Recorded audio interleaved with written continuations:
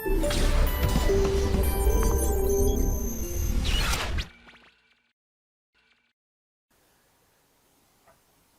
Morning प्यारे बच्चों, कैसे हैं आप सब? Hope you all are very good and very safe. Okay, आज अपन जो स्टार्ट करने जा रहे हैं, मुझे तो जानते होगे, अब तक बहुत अच्छे से पहचान गए होगे। Myself Nikhil Srivastava, NS sir की तरह मैं फेमस हूँ, सब मुझे एनएस सर के नाम से जानते हैं अच्छे से कोटा में। 17 साल से मैं पढ़ा रहा हूँ, 18 साल के आसपास हो गया है पढ़ाते हुए, और बहुत सारे बच्चों को मैंने सेलेक्ट कराया। तो जो आपको फेब में एग्ज़ाम देना है जेईई मेंस का 2021 में फर्स्ट अटैम्प्ट, उसके लिए हम एक क्रैश कोर्स लेकर के आए हैं। और आज हम उस क्रैश कोर्स में मैथ्स में जिस चैप्टर की स्टार्ट करने जा रहे हैं, 30 डेज का क्रैश कोर्स है। डिटेल आपको वैसे पता चल चुकी होगी, थोड़ा सा शॉर्ट में ब्रीफ कर देता हूँ। 30 डे का ये क्रैश कोर्स है। हर दिन हम एक चैप्टर आपको कवर कराएंगे इन सिंगल स्लॉट, जितना मैक्सिमम हो पाएगा। ये आप भी जानते हैं, हम भी जानते हैं, क्योंकि 1 घंटे के या 1.5 घंटे के लेक्चर में आप कितना कवर कर पाएंगे, वो सारी चीज़ें पॉसिबल नहीं है कि हम एक लेक्चर में कवर करें। फिर भी हमारी पूरी कोशिश रहेगी कि सिंगल स्लॉट में आपका पूरा चैप्टर वो कवर कराएं। स्टार्टिंग करने जा रहे हैं हम क्रैश कोर्स की 2021 की with the topic of first chapter, that is function. Calculus का पहला चैप्टर है, इंपॉर्टेंट चैप्टर है, शॉर्ट क्वेश्चन आने की प्रोबेबिलिटी है इसके अंदर। बहुत सारी चीजें तो नहीं कवर कर पाऊंगा, बट फिर भी जितने काम की चीजें विद थ्योरी में कवर करने की पूरी कोशिश कर रहा हूं। ठीक है, तो सबसे पहले हम बात करने जा रहे हैं इसकी स्टार्टिंग की। तो आइए let's start with the chapter function. तो सबसे पहले मैं बात करने जा रहा हूं फंक्शन होता क्या है, जिसको बोला जाता है डिफिनेशन। फंक्शन आखिर होता क्या है? तो function is a type of relation जो एस्टेब्लिश होता है सेट ए और सेट बी के बीच में। अगर मैं इसको सेट ए बोल रहा हूं, इसको सेट बी बोल रहा हूं, तो इनके बीच में अगर हमने कोई रिलेशन डेवलप कर रखा है तो वो फंक्शन बनता है। ठीक है, रिलेशन क्या होता है? रिलेशन होता है जितने भी सेट ऑफ ऑर्डर्ड पेयर्स आते हैं ए क्रॉस बी के अंदर, उसमें हमेशा उसका जो एक सबसेट होगा कोई ना कोई रिलेशन जनरेट करेगा। फंक्शन की और रिलेशन में डिफरेंस क्या है कि रिलेशन में जरूरी नहीं है सेट ए के सारे एलिमेंट यूज हो, लेकिन फंक्शन में सेट ए के सारे एलिमेंट का यूज करना जरूरी होता है। क्लियर? तो सेट ए और सेट बी अगर हमें दे रखा है तो उससे हम ए क्रॉस बी ऑर्डर्ड पेयर की बात कर लेंगे, ऑर्डर्ड पेयर की बात कर लेंगे। उस ऑर्डर्ड पेयर के करस्पॉन्डिंग अगर हमने कोई रिलेशन कोई फंक्शन डेवलप किया fx = x², उसको सेटिस्फाई करने वाले ऑर्डर्ड पेयर ढूंढ लेंगे। तो -1 1 0 0 एंड 1 1।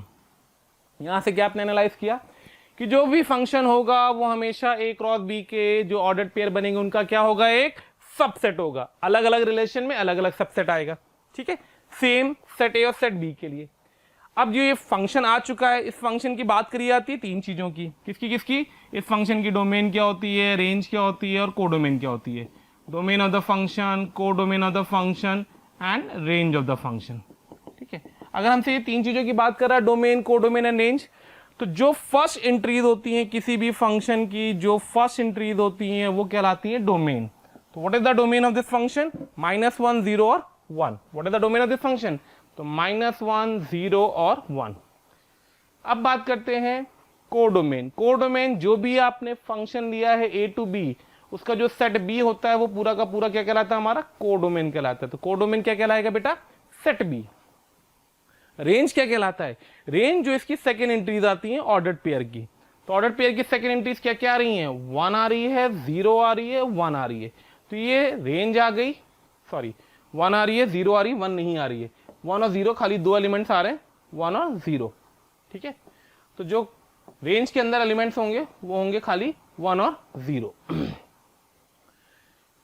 इसी तरीके से उसकी डिफाइनिंग है कि फंक्शन हमेशा ए क्रॉस बी का सबसेट होता है। अगर कोई function A to B defined है, जो एलिमेंट्स ए के होते हैं वो डोमेन के एलिमेंट कहलाते हैं, जो एफ ऑफ ए होता है वो बी कहलाता है। अगर ए बी कोई फंक्शन था और ए सी भी फंक्शन था तो बी और सी का बराबर होना मस्ट है।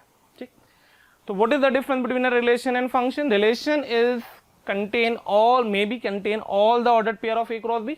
ठीक है, फंक्शन में जरूरी नहीं है कि ए क्रॉस बी के सारे ऑर्डर्ड पेयर होल्ड करे, होल्ड भी कर सकते हो नहीं भी। फंक्शन और रिलेशन में अंतर है। रिलेशन के लिए जरूरी नहीं है सेट ए के सारे एलिमेंट यूज किए जाए, लेकिन फंक्शन के लिए सेट ए के सारे एलिमेंट का यूज होना मस्ट है। ठीक है, चलिए ये कुछ बेसिक से क्वेश्चंस कर लेते हैं। तो आगे लेते हैं नेक्स्ट क्वेश्चन अपना जो आ रहा है बेटा, consider the two set A, जिसके लिए उसने बोला both the roots of the quadratic equation this are real.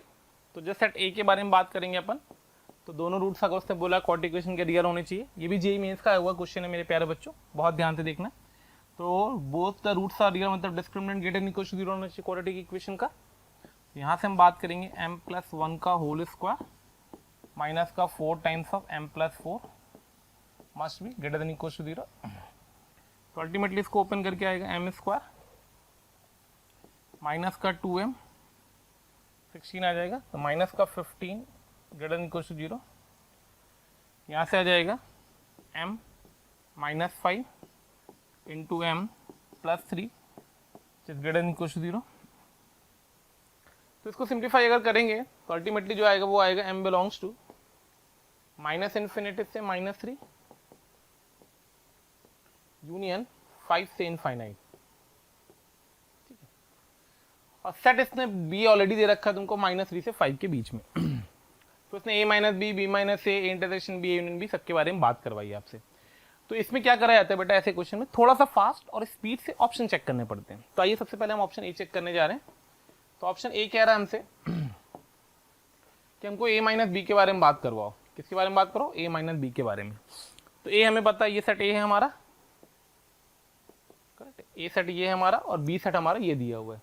तो माइनस इन्फिनिटी से माइनस 3 यूनियन 5 से इन्फिनिटी में से माइनस 3 से 5 घटाओगे तो एक्चुअली में सिर्फ माइनस 3 घट जाएगा। तो इसका आंसर आएगा माइनस इन्फिनिटी से माइनस 3 यूनियन, करेक्ट है, 5 से इनफाइनाइट। ठीक है, माइनस 3 से 5 क्लोज ब्रैकेट आएगा 5 से इनफाइनाइट। ठीक, ए में से बी को अगर मैंने हटाया। बी ऑप्शन पे चलते हैं। बी ऑप्शन कह रहा है ए इंटरसेक्शन बी। तो ए इंटरसेक्शन बी में कुछ कॉमन दिख रहा है क्या? ए इंटरसेक्शन बी में कुछ कॉमन दिख रहा है, बिल्कुल दिख रहा है, -3। तो बोला नॉट 2, ये ध्यान रखना, नॉट 2, इनकरेक्ट बताना है अपने को, करेक्ट नहीं बताना है। ठीक है, ए माइनस बी और बी पे -3 से 5। ठीक है, सी ऑप्शन पे आएंगे। तो सी ऑप्शन है बी माइनस ए, बी में से ए को घटाना है, -3 से 5 में से -3 से -20 घटाना है, तो बेसिकली बचेगा -3 से 5, करेक्ट है। और जो डी ऑप्शन है हमारा वो है ए यूनियन बी। तो ए यूनियन बी क्या होगा, -20 से -3 यूनियन -3 से 5 यूनियन 5 से इनफाइनाइट। ठीक है, तो -3 से इनफाइनाइट मतलब ये आर के बराबर होगा, यानी कि ऑप्शन डी करेक्ट है हमारा, ऑप्शन सी करेक्ट है हमारा। मैं करेक्ट की बात कर रहा हूँ, मतलब आपको इनकरेक्ट बताना है, ध्यान रखना। तो आपको इनकरेक्ट बताना है। तो अगर मैं इनकरेक्ट की बात करूंगा तो ये करेक्ट ऑप्शन आया, ठीक है, ये करेक्ट ऑप्शन आया, ये करेक्ट ऑप्शन आया, अल्टीमेटली ये वाला इनकरेक्ट आया। क्यों? क्योंकि यहाँ पे क्लोज ब्रैकेट आना चाहिए था, क्लोज ब्रैकेट नहीं आया है। यहाँ पे क्लोज ब्रैकेट आना चाहिए था -5 पे, वो क्लोज ब्रैकेट नहीं आया। तो जो आपका करेक्ट आंसर होगा, आंसर कौन सा होगा, ए, यानी correct answer is answer number A. तो मेरे प्यारे बच्चों, इस चीज को ध्यान रखना। कई बार ऐसा होता है कि हमारा पहला ऑप्शन दिख गया, हम नहीं आगे बढ़ते, हो सकता है, बट कोशिश करना कि मतलब चारों को चेक करें। अदरवाइज होता कई बार ऐसा है कि हम सिली मिस्टेक की वजह से भी पहले ऑप्शन को छोड़ करके आगे बढ़ जाते हैं। ठीक है, चलिए आगे बढ़ते हैं।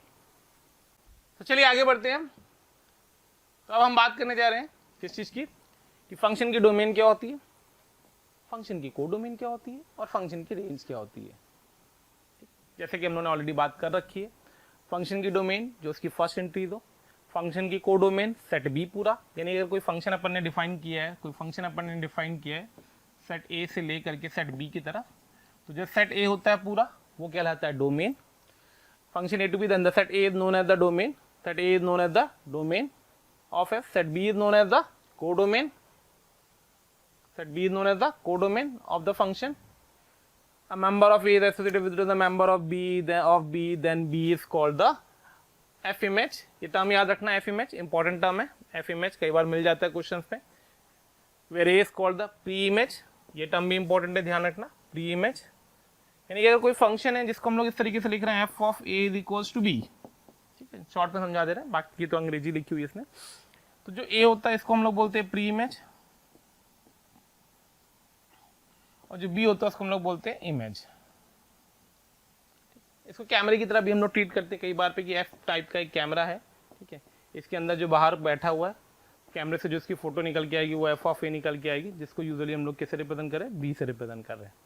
तो एफ ऑफ ए अगर बी के बराबर है तो हम लोग बोल रहे हैं ये हमारी प्री इमेज है, ये हमारी इमेज है, ये हमारी प्री इमेज है और ये हमारी इमेज है।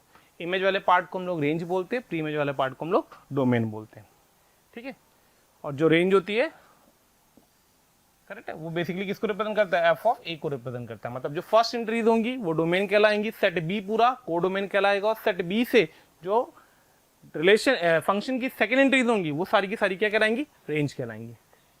For the domain of the 5x fx is equal fx की पावर gx, ध्यान रखना ये छोटा सा पॉइंट है, इंपॉर्टेंट पॉइंट है। fx की पावर gx की बात अगर हम कभी भी करते हैं तो हमें पता होना चाहिए डोमेन निकालते थे कंडीशन की क्या रिक्वायरमेंट होती है, तो हमारा फंक्शन पॉजिटिव होना चाहिए और gx मस्ट भी डिफाइंड होना चाहिए।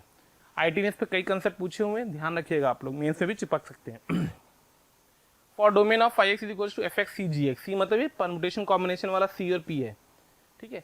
तो इसके लिए बेसिक फंडा वही होता है कि फंक्शन fx और gx दोनों इंटीजर होने चाहिए, पहली कंडीशन है, ठीक। fx gx से बड़ा या बराबर होना चाहिए, fx एक नेचुरल नंबर होना चाहिए और gx हमेशा एक होल नंबर, इंटीजर नहीं होना चाहिए, नेचुरल नंबर होल नंबर होना चाहिए। यानी एनसीआर डिफाइनिंग का फंडा अगर हम लगाएंगे, एनसीआर का मतलब है n में से r को सेलेक्ट करना, तो n के एक फाइनाइट नंबर होना चाहिए, r भी एक फाइनाइट नंबर होना चाहिए, दोनों पॉजिटिव इंटीजर्स होंगे तभी हम बात कर पाएंगे, ठीक है। अब एक आईटी का क्वेश्चन अपने लिया जी मींस का सिंपल सा, if bracket x denote the integral part of x then the domain of the function return on the board, ठीक है। तो आइए इसकी डोमेन के बारे में बात करते हैं। तो सबसे पहले हमने इस वाले फंक्शन को देख लेते हैं, ठीक है। इसकी डोमेन क्या होगी, तो दिख रहा है अपने को x should be must be less than equal to 3 होना चाहिए, x 1 2 और 3 होना चाहिए।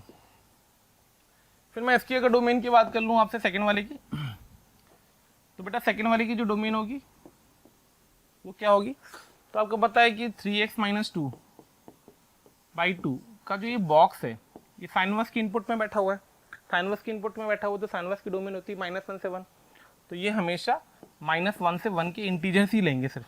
कौन कौन से लेंगे, तो अगर इसको हम इस तरीके से ना बोल करके ऐसे बोलते कि ये कौन कौन से इंटीजर लेगा, तो ये बेसिकली बिलोंग करेगा, तो ये बेसिकली बिलोंग करेगा 3 इंटीजर्स को, एक होगा -1, एक होगा 0 और एक होगा 1, एक होगा -1, एक होगा 0 और एक होगा 1, ठीक है। तो इसके करस्पॉन्डिंग जो इसका इनपुट है विच इज 3x - 2 बाई 2, वो हमेशा -1 से तो बड़ा होगा और 2 से छोटा होगा, ठीक है।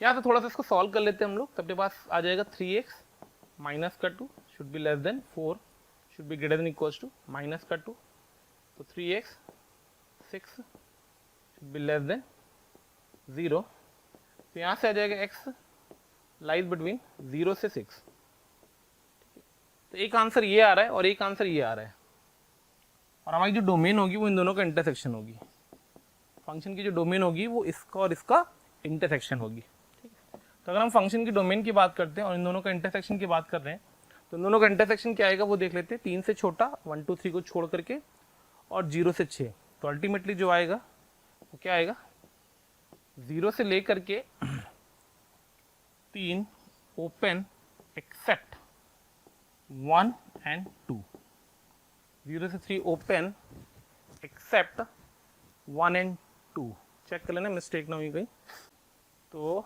0 से 3 एक्सेप्ट 1 and 2, एक्सेप्ट 1 and 2, कोई कैलकुलेशन मिस्टेक ना करी, बस एक बार देखने, 4 2 6 आएगा, 6 आएगा, 2 आएगा यहाँ पे, ये 2 होगा बेटा, ठीक है। ये आंसर मैच नहीं कर रहा था, नन ऑफ दीज दिख रहा था, तो मैंने एक बार कैलकुलेशन इसलिए क्रॉस चेक करी। याद रखिएगा कभी भी नन ऑफ दीज अगर ऑप्शन में दिया गया तो एक बार क्रॉस चेक जरूर कर लीजिएगा अपनी कैलकुलेशन।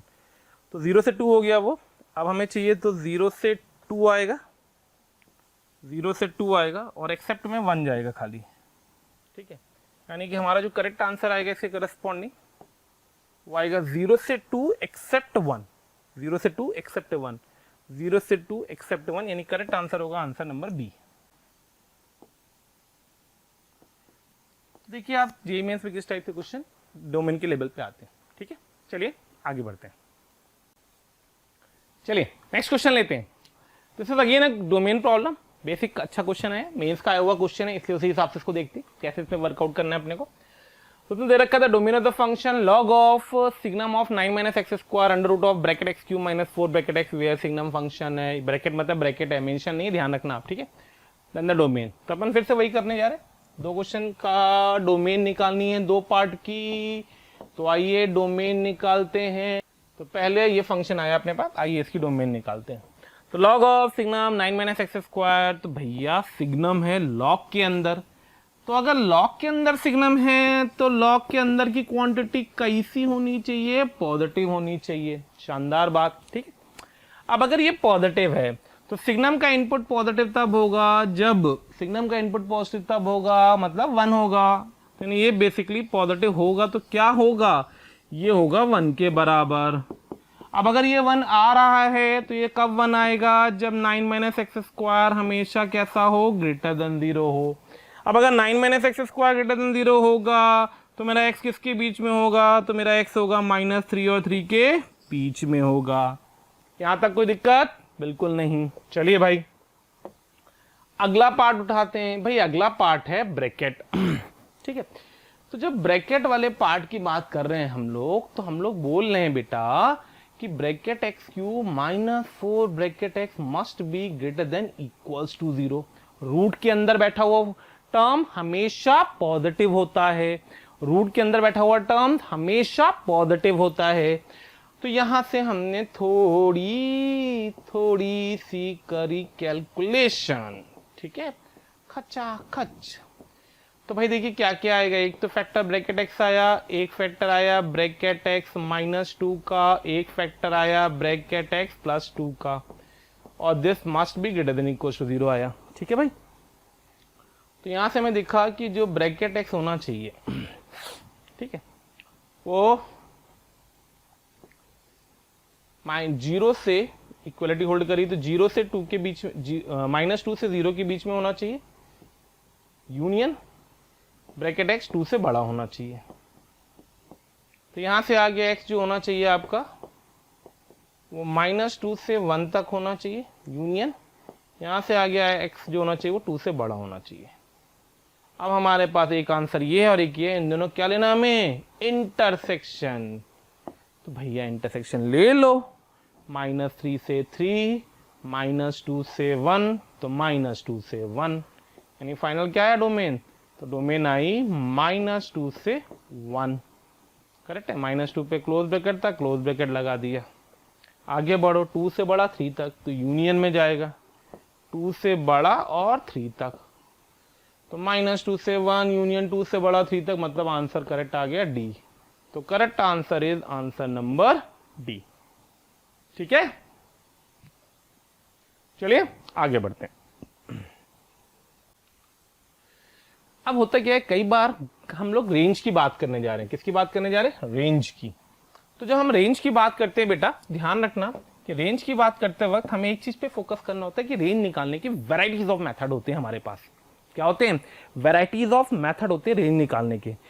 अब उनमें जैसे बच्चे बोलते हैं सर रेंज में बहुत इश्यूज आते हैं, बहुत कैलकुलेशन में दिक्कत होती है रेंज में, बट बेटा रेंज की तो कोई दीन धर्म नहीं है। सिंपल सा वर्ड बोलूं तो रेंज का कोई दीन धर्म नहीं है, किसी भी तरीके से आप रेंज निकाल सकते हैं। ठीक है, तो आइए रेंज की बात करना स्टार्ट करते हैं। तो जैसे ग्राफिकली कई फंक्शन होते हैं जिनके हम ग्राफ बना सकते हैं। फॉर एग्जाम्पल जैसे आपसे कोई बोले y = सिग्मा एक्स, ठीक है, इसकी रेंज बताओ, तो हम सिग्मा एक्स का ग्राफ बना सकते हैं। अभी अपन ने टाइप्स ऑफ ग्राफ नहीं पढ़े, अभी पढ़ने जा रहे हैं।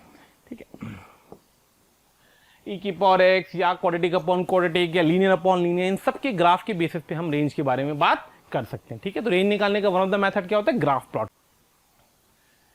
नेक्स्ट आता है ग्राफिकल मेथड्स।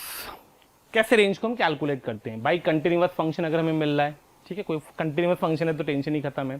ठीक है, सेक्शनली कंटिन्यूअस फंक्शन है, टुकड़ों टुकड़ों में, जैसे मैं भी बात कर रहा था आपसे, टुकड़ों टुकड़ों में अगर कोई फंक्शन डिफाइंड हो रहा है, ठीक है, टुकड़ों टुकड़ों में कोई फंक्शन डिफाइंड हो रहा है अगर, और हमें उसकी बात करनी है, जैसे यहाँ y2 है, फिर ये y4 है, फिर ये y5 है, ये y6 है, ये y7 है, ये y3 है, ये y1 है, तो देखिए इसकी रेंज उसने लिख के दी है आपको। The range of the section continuous function is, तो यहां से चलेंगे y2 से कहां तक जाएंगे, y3 तक, फिर y7 से y6 तक, फिर y4 से y5 तक। तो देखो y2 से y3 तक, y4 से y5 तक, y6 से y7 तक। कहीं पे ओपन ब्रैकेट होगा तो उसको कंसीडर नहीं करेंगे, कहीं पे क्लोज ब्रैकेट होगा तो उसको कंसीडर कर लेंगे। तो इस तरीके से हम सेक्शनली कंटिन्यूअस फंक्शन की रेंज को किस तरीके से डिफाइन कर सकते हैं वो मैंने आपको यहां पे दिखा दिया। ठीक है, आइए नेक्स्ट एग्जांपल देखते हैं रेंज पे ग्राफिकली किस तरीके से यूज करते हैं। जैसे फर्स्ट पार्ट है ये, ठीक है, तो फर्स्ट पार्ट में क्या किया गया है, फर्स्ट पार्ट में उसने आपसे पूछा y = ln of 2x - x² की रेंज बताइए। तो ऐसे क्वेश्चन को करने का आप ये मत सोचिएगा कि मैं इसका ग्राफ बनाने जा रहा हूं, मैं आपको इसे कंसेप्ट को सिखाने जा रहा हूं। ठीक है, 2x - x²। तो हमने क्या करते हैं, हम लोग यहाँ पे 2x - x² को सोचते हैं t के बराबर था, तो हमारा क्वेश्चन हो गया y = ln t। ठीक है, अब आइए, अब बेसिकली हमको इसकी रेंज चाहिए, t की रेंज। आपको पता है t पॉजिटिव होना चाहिए, करेक्ट है। तो हमने 2x - x² के बारे में अगर सोचा जो 2x माइनस एक्स स्क्वायर का ग्राफ था, अगर मैंने उसके बारे में सोचा कि जो बैठा हुआ है 2x माइनस एक्स स्क्वायर, तो 2x minus x square graph कुछ ऐसा दिखेगा आपको, ऑब्जर्व करिए चलेगा। लेकिन क्योंकि आपको पता ही एलन के अंदर बैठा है तो उसका पॉजिटिव होना मस्ट है, ठीक है, वो वैल्यू चाहिए, मतलब 2x माइनस एक्स स्क्वायर की वो वैल्यू चाहिए जो पॉजिटिव आ रही हो, करेक्ट है। तो कौन कौन सी वैल्यू पॉजिटिव इसकी आ रही है, आइए उसको समझते हैं। तो कौन कौन सी वैल्यूज की पॉजिटिव आ रही है, अगर आपको वो देखना है, कौन कौन सी वैल्यूज की पॉजिटिव आ रही है, अगर आपको वो देखना है तो देखिए ये पॉजिटिव वैल्यूज आ रही हैं खाली, मतलब टी की इतनी वैल्यू सिर्फ मेरे काम की है, इसके अलावा कोई वैल्यू काम की नहीं है। अगर कोई आपसे पूछता है फंक्शन की डोमेन बताइए, जैसा कि हम लोग डिस्कस करते हैं, तो डोमेन के लिए आपको पता चल जाएगा कि एक्स की वैल्यू सिर्फ 0 से 2 मेरे काम की है। यानी कि अगर इस फंक्शन की कोई डोमेन आपसे पूछता तो डोमेन आप बोलते कहां से कहां तक, 0 से लेकर के 2 तक, दोनों पे ओपन क्लोज नहीं होगा क्योंकि टी 0 नहीं हो सकता है। और मैक्सिमम वैल्यू कितनी आएगी तो दिख रही है आपको, परफेक्ट स्क्वायर बनाओगे तो ये 1/4 बन जाएगी। 2x माइनस एक्स स्क्वायर की मैक्सिमम वैल्यू आएगी वो कितनी आ जाएगी, सॉरी 1/4 नहीं आएगी, जस्ट अ मिनट,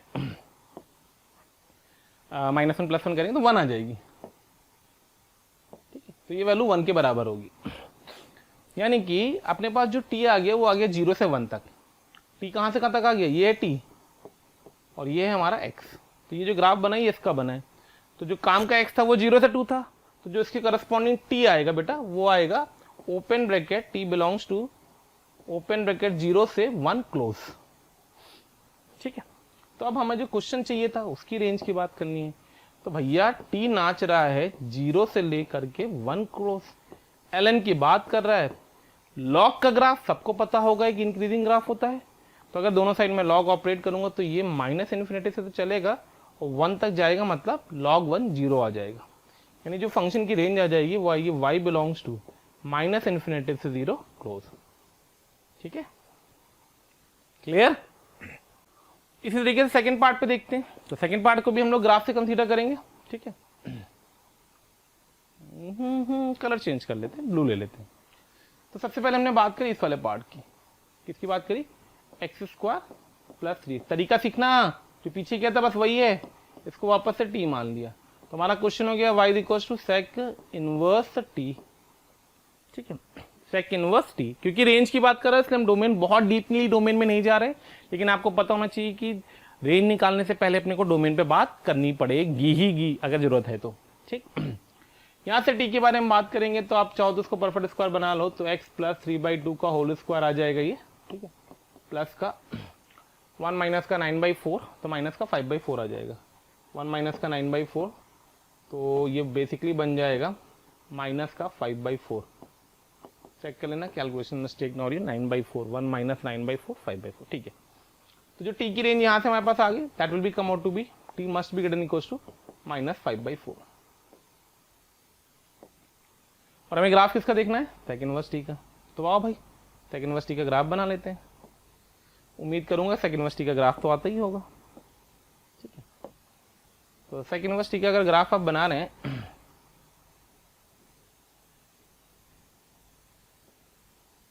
ये सेक इनवर्स t का ग्राफ हो गया, ठीक। ये वैल्यू 0 होती है, ये 1 होती है, ये -1 होती है, ये पाई होती है, ये π/2 होती है, ठीक है।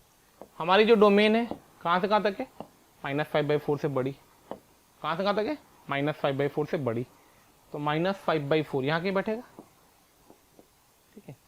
तो ये पूरी डोमेन थी, तो इसके करस्पॉन्डिंग जो काम का ग्राफ आएगा वो बेटा ये वाला, जो काम का ग्राफ आएगा बेटा, वो ग्राफ जो काम का आएगा बेटा वो ये वाला हिस्सा आएगा, ये रेड वाला और ये वाला हिस्सा, ठीक है।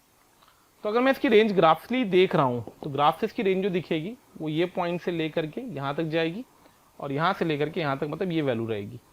तो यहाँ से यहाँ तक की ये सारी वैल्यू लेगा ये, और ये पूरी वैल्यू लेगा। यानी अल्टीमेटली रेंज जो आएगी वो आएगी 0 क्लोज से π/2 ओपन यूनियन सेक इनवर्स -5/4 पे क्लोज है, तो सेक इनवर्स माइनस का 5/4 से पाई तक। क्लियर है। तो ये चीज ध्यान रखनी है, 0 से π/2 ये पूरी वैल्यूज आ गई, और सेकंड इनवर्स माइनस पाई/4 से पाई तक ये सारी वैल्यूज आ गई। तो हमने ग्राफिकली 2 क्वेश्चन को की रेंज के बारे में डिस्कशन करना कंप्लीट कर लिया, किस तरीके से हम रेंज निकालेंगे थ्रू ग्राफ। ठीक है, चलिए आगे बढ़ते हैं। चलिए थोड़ा रेंज के क्वेश्चन पे हम लोग बात कर रहे हैं, या डोमेन की क्वेश्चन में बात करें, उनको ध्यान से ऑब्जर्व करिएगा। ये क्वेश्चन भी जेईई मेंस में आया हुआ क्वेश्चन है। Range of the function F x is equal to 1 upon cos of curly bracket x का ब्रैकेट। ठीक है, तो पहले हम बात करेंगे कि किस तरीके से क्वेश्चन को इंटरप्रेट किया जा रहा है। Cos of curly bracket x लिखा हुआ है, तो आपको पता है कि cos of curly bracket x 0 से 1 होता है। कर्ली ब्रैकेट एक्स बेसिकली आप यहां से स्टार्ट करो, बेटर रहेगा। अपन क्वेश्चन को स्टार्ट कर रहे हैं कर्ली ब्रैकेट एक्स से। हमें पता है कर्ली ब्रैकेट एक्स जो होता है वो 0 से लेकर के 1 के बीच में होता है। ठीक है, इसके साथ कॉस लगा देंगे, तो कॉस एक डिक्रीजिंग फंक्शन होता है, तो इनइक्वालिटी रिवर्स कर देगा। कॉस 1 से कॉस 0 1 आ जाएगा। इसका रेसिप्रोकल ले लेंगे, तो 1 upon cos of fractional part of x, बेटा वो छोटा होगा 1 अपॉन कॉस 1 से, और बड़ा होगा 1 से। कॉस 1 दुनिया में कुछ भी हो जाए 2 से छोटा होगा, क्योंकि 1 की जो वैल्यू है वो हाफ से, कॉस 1 की वैल्यू हाफ से कम होती है, तो 1 अपॉन कॉस 1 की वैल्यू हाफ से ज़्यादा होती है, तो 1 अपॉन कॉस 1 2 से कम होगा। और इसके करस्पॉन्डिंग अगर आप box of 1 upon cos of fractional part of x की बात कर रहे हैं, तो box of 1 upon cos of fractional part of x जो भी होगा 1 से 2 के बीच में सिर्फ 1 के बराबर ही होगा। यानी कि उसने बोला था कि the range of the function set of all the natural number, set of integer 2 3 4 D, यानी करेक्ट आंसर जो आ जाएगा बेटा वो आ जाएगा आंसर नंबर डी। तो ऐसे क्वेश्चन की अप्रोच सीखो, कहां से स्टार्ट करना है क्वेश्चन को। कर्ली ब्रैकेट एक्स 0 से 1, कॉस लगाया, रेसिप्रोकल लिया, इंटरप्रेट किया। फोटोजेनिक क्वेश्चन होते हैं, बट ऐसे क्वेश्चन को हम छोड़ नहीं सकते, सिंपल क्वेश्चन है। ठीक है, चलिए आइए नेक्स्ट क्वेश्चन लेते हैं। नेक्स्ट क्वेश्चन हमारे पास ये है। ठीक है, ध्यान से देखिएगा कैसे इंटरप्रेट हो रहा है। ये जो एक्सप्रेशन दे रखी है x अपॉन एक्स प्लस 1, हम सबसे पहले इसको ब्रेक करेंगे। तो ये लिखा हुआ है बेसिकली, ठीक है, ये वाला एक्सप्रेशन लिखा हुआ है डिफरेंस सीरीज का फॉर्मेट। देखिए इन दोनों का डिफरेंस ऊपर बैठा हुआ है, इन दोनों का डिफरेंस भी ऊपर बैठा हुआ है। ऐसे इसके साथ अगर मैं एक 1 बैठा दूं तो इन दोनों का डिफरेंस भी ऊपर बैठा हुआ है, तो बेसिकली आ जाएगा 1 माइनस 1 अपॉन एक्स प्लस 1। ऐसे नेक्स्ट वाला हमारे पास आ जाएगा 1 upon x plus 1 minus 1 upon 2x plus 1। ठीक है, एंड सो ऑन करते जाएंगे, तो लास्ट में आ जाएगा अपने पास 1 upon n minus 1x plus 1 minus 1 upon nx plus 1।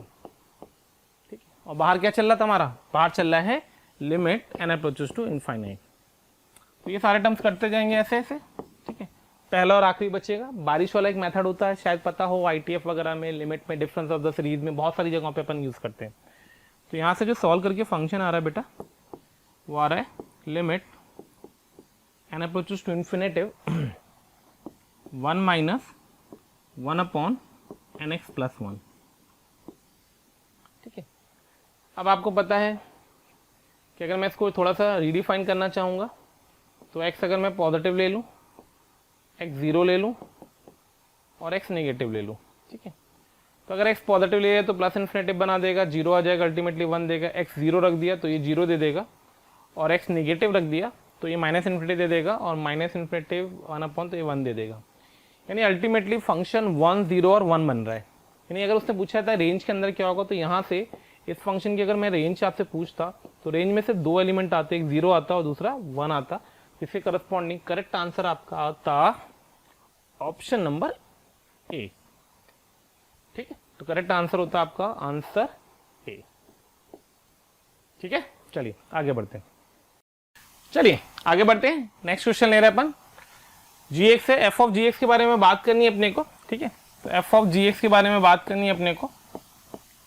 तो fx के लिए gx जो हो गया वो -1 से 1 हो गया, gx जो हो गया वो -1 से 1 हो गया डोमेन के लिए, और gx की जगह पे बैठा हुआ है log of base 2e bracket x, वो लाई कर रहा है -1 से 1 के बीच में। बेटा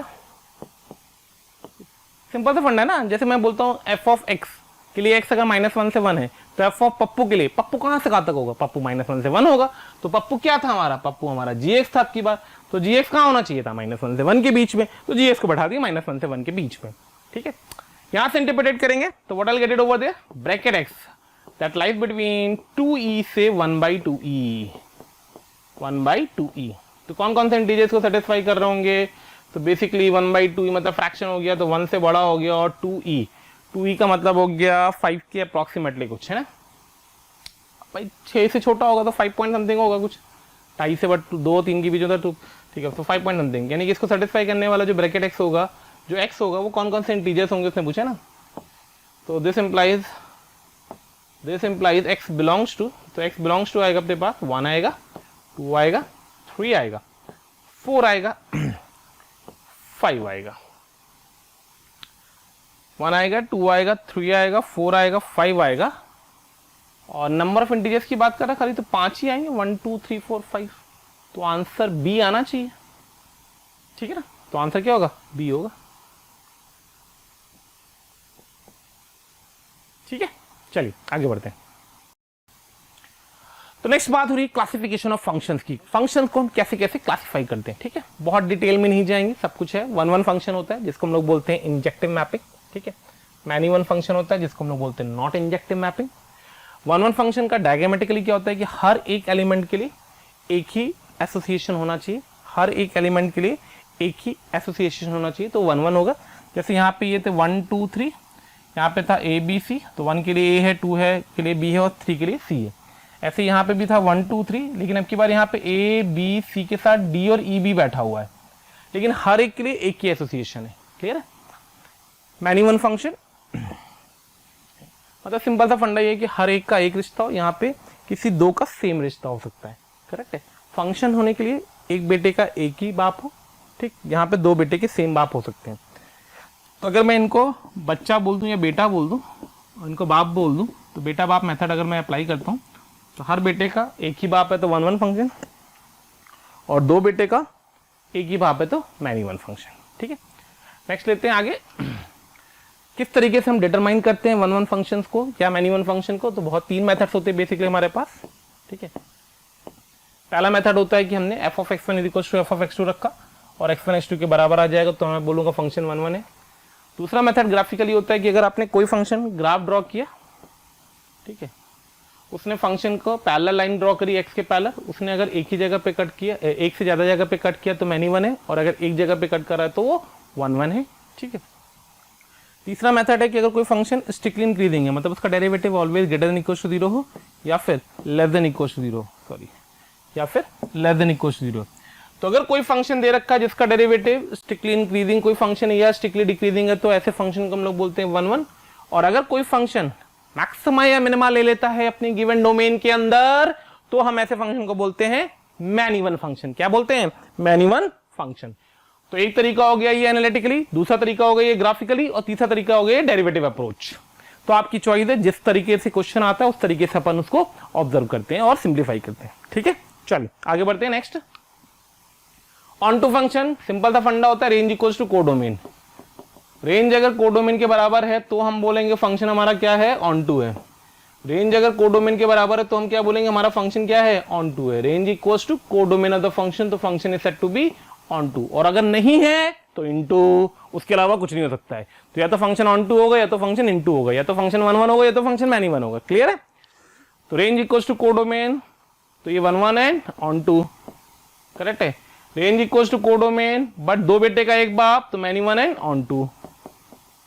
ठीक है, 1 एंड मैनी वन। देखो कुछ एलिमेंट छूट गए, अगर छूट गए मतलब रेंज कोडोमेन के बराबर नहीं है तो फंक्शन हमारा ऑन टू नहीं है। तो 1 into many one into. Clear? Okay, method कैसे फाइंड करते हैं अभी बताया। रेंज अगर कोडोमेन के बराबर आ गई तो फंक्शन ऑन टू होगा, नहीं आई तो ऑन टू नहीं होगा। बस सिंपल सा फंडा। क्लियर? आगे उसने बोला है इफ एफ इज बोथ, ये पॉइंट है छोटे से ध्यान रखना, F is both injective and surjective. अगर कोई फंक्शन इंजेक्टिव और सर्जेक्टिव दोनों है, इंजेक्टिव मतलब 1 सर्जेक्टिव मतलब ऑन टू, तो अगर कोई function 1 and onto both है तो ऐसे फंक्शन को हम लोग बोलते हैं बाइजेक्टिव मैपिंग या बाइजेक्टिव फंक्शन, या इसी को हम लोग एक टर्म और देते हैं इन्वर्टेबल। मतलब इनवर्स कब होल्ड करेगा? तो इनवर्स तब होल्ड करेगा जब फंक्शन हमारा 1 एंड ऑन टू होगा। ठीक है, इन्वर्टेबल बोलते हैं, नॉन सिंगुलर बोलते हैं, बाय यूनिफॉर्म फंक्शन बोलते हैं। करेक्ट है? थैंक यू प्यारे बच्चों, आप सबका स्नेह और प्रेम हमें जिस तरीके से मिल रहा है उसके लिए बहुत बहुत शुक्रिया। जैसे कि आप सबको पता है कि हम जेई मेंस 2021 के लिए क्रैश कोर्स ऑलरेडी ला चुके हैं, जिस क्रैश कोर्स को आप लोग देख रहे हैं। अब आपके लिए उस क्रैश कोर्स के साथ हम एक टेस्ट सीरीज भी लेकर के आ रहे हैं, जिसका डिस्क्रिप्शन हम नीचे दे रहे हैं, जिस पे आप जाकर के क्लिक करके उसमें रजिस्ट्रेशन करा ले। ये टेस्ट सीरीज बिल्कुल फ्री है आपके लिए, और इसमें फटाफट रजिस्ट्रेशन करा ले, जिससे आपको जिस तरीके के एनटीए ने पैटर्न चेंज किया उस पैटर्न के अकॉर्डिंग आपको टेस्ट मिलते रहें और आप अपना अच्छे से एनालिसिस कर सकें। ठीक है, नेक्स्ट पॉइंट, ये तो बाइजेक्टिव की बात होगी, 1 1 on 2 होगा तो बाइजेक्टिव होगा। The set A contains n distinct element and the number of different functions defined from A to A is n की पावर। मतलब ये कह रहा है कि अगर एक सेट A था और एक सेट एक और था A, ठीक है, A से A, इसके अंदर अगर n एलिमेंट थे, इसके अंदर भी n एलिमेंट थे, तो टोटल फंक्शंस कितने आएंगे? तो टोटल फंक्शन जो आएंगे वो n की पावर n आएंगे। ठीक है, कंसेप्ट समझ दो। पहले बेटे के लिए n बाप, दूसरे बेटे के लिए n बाप। अरे बेटा, दो बेटे का एक बाप तो हो ही सकता है ना। ठीक, तो पहले बेटे के लिए n बाप, आइए इसको इंटरप्रेट कर लेते। तो पहले बेटे के लिए एक बाप, दूसरे बेटे के लिए भी n बाप, तीसरे बेटे के लिए n बाप, अनथ बेटे के लिए n बाप, यानी अल्टीमेटली टोटल फंक्शन n की पावर n। ठीक है, चलिए भाई आगे बढ़ते हैं। अब तो बोला है which of the following functions are injective. ये भी जेईई मेंस का क्वेश्चन है शायद, if I am not injective मतलब 1 1 कौन से, इंजेक्टिव मतलब 1 1 बताइए कौन कौन से फंक्शन 1 1 है। ग्राफिकली देख लेते हैं। एक एक्स स्क्वायर प्लस 3 का ग्राफ, ए ऑप्शन। अगर ए ऑप्शन को आप ऑब्जर्व करें, एक्स स्क्वायर प्लस 3 का ग्राफ आएगा तो एक्स स्क्वायर प्लस 3 का ग्राफ कुछ ऐसे आएगा, रिजेक्ट हो गया, मैनी 1 है। ठीक है, दूसरा है मॉड ऑफ एक्स प्लस 1, तो मॉड ऑफ एक्स प्लस 1, तो मॉड ऑफ एक्स प्लस 1 का ग्राफ ये आएगा, लेकिन बनाना खाली 2 से इन्फिनिटी तक के लिए है, तो 2 से इन्फिनिटी मतलब काम का ग्राफ खाली ये होगा, ये ग्राफ रेड वाला, तो ये 1 1 है।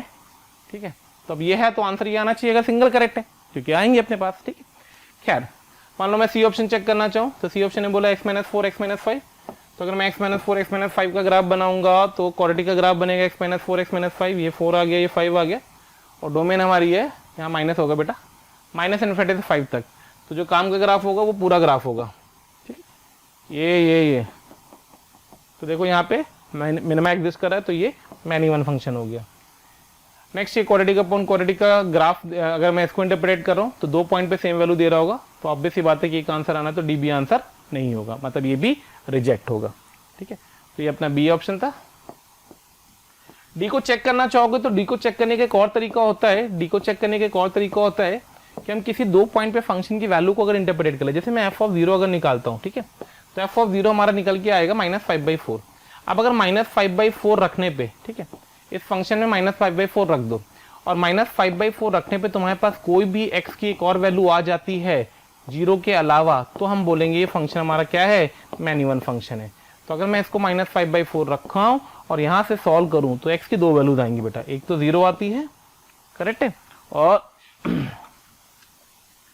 एक तो 0 आती है बेटा, और एक आती है -27/11, -27/11। ठीक है, ये अपन ने क्लास इलस्ट्रेशन में करा रखा है, आप लोगों ने अगर नोट्स देखे होंगे तो आपको दिखा होगा ऐसे क्वेश्चन। तो 2x की वैल्यूज आई है, एक 0 -27/11, इसलिए ये भी फंक्शन हमारा नहीं होगा, 1 1 मैनी 1 हो जाएगा, ये मैनी 1, ये many 1।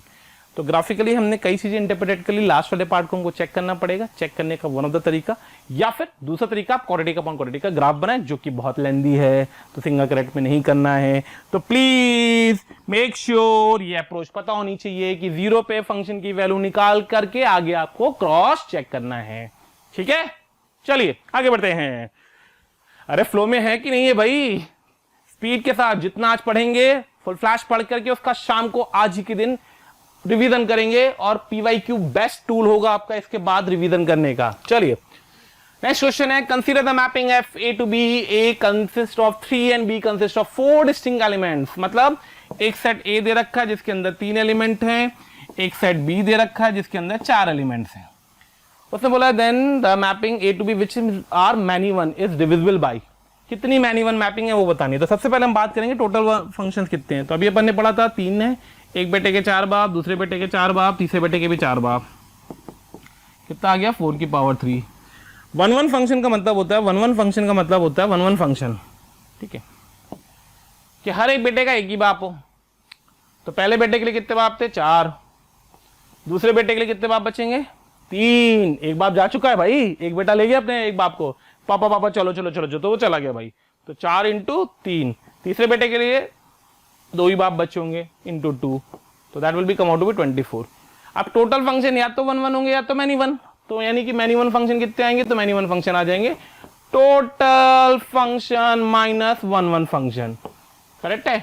Total function minus 1 1 function, total function कितने हैं 64 24, अल्टीमेटली कितना है अपने पास 64 माइनस 24, 64 माइनस 24, तो 60 माइनस 20 40।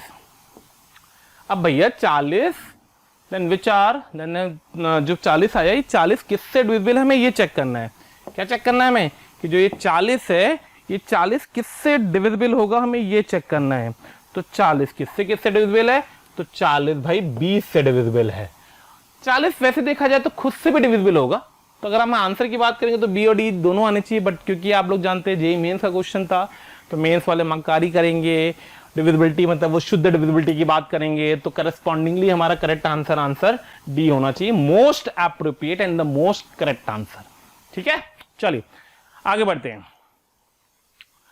भाई ये भी एक क्वेश्चन है, बढ़िया क्वेश्चन है। Let A B a non empty set of real numbers and function a to be a be such that f of fx is equals to x for all x in a, then f is bijective है, 1 1 है, not on 2। तो सबसे पहले हम check करेंगे 1 1, ठीक है, 1 1 हमें चेक करना है। तो 1 1 चेक करने के लिए हमने क्या किया, आपको दिया गया है f of fx is equals to x, ठीक है, नॉन एम्प्टी दे रखा है, मैंने x की जगह पे y पुट कर दिया, तो f of y is equals to y, clear भाई। f of fx is equals to x आ गया, f of fx is equals to x आ गया, और f of y is equals to आ गया, ठीक है। तो अपन ने क्या किया वो समझिएगा, हम लोगों ने जो 1 1 चेक करने का तरीका पढ़ा ना, fx is equals to f of y implies x is equals to y, वो यूज करने चल रहे हैं, ठीक। आइए, तो अपन ने यूज किया f of x is equals to f of y, दोनों साइड f ऑपरेट कर दिया, तो f of x is equals to f of y, कोई दिक्कत नहीं। ये है किसके बराबर, x के बराबर, ये है किसके बराबर, y के बराबर, यानी x is equals to y आ गया। और अगर x is equals to y आ गया, यानी कि f of x अगर f of y था तो this implies x is equals to y, और अगर f of x is equals to f of y है, this implies x is equals to y, तो दिस इंप्लाइज कि जो हमारा फंक्शन है वो कैसा है, f इज 1 1 फंक्शन। तो भाई 1 1 तो हमने चेक कर लिया, ठीक। अब 1 1 चेक कर लिया तो ये वाला ऑप्शन रिजेक्ट हो गया, ये वाला ऑप्शन रिजेक्ट हो गया। अब बात करनी क्या है कि 1 1 के साथ ऑन टू है कि बाइजेक्टिव है, मतलब इनटू है, 1 1 बट नॉट ऑन टू या ऑन टू, यानी रेंज इक्वल्स टू कोडोमेन की बात करनी है, ठीक है।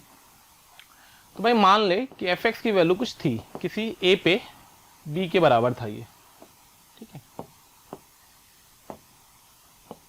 कि एफ ऑफ ए बी के बराबर था, ये हमने एज्यूम किया लेट, ठीक, एफ ऑफ ए बी के बराबर था, और बी हमारा ए से आया होगा, श्योर है, क्योंकि x इन a है और फंक्शन कहाँ से डिफाइंड है, a से डिफाइंड है, और जो हमारा a है वो भी a पे आया होगा, ठीक है। तो हमने दोनों साइड f ऑपरेट कर दिया, तो f of a is equals to f of b, और f ऑफ a a के बराबर हो गया, यानी कि f ऑफ b भी a के बराबर आ गया।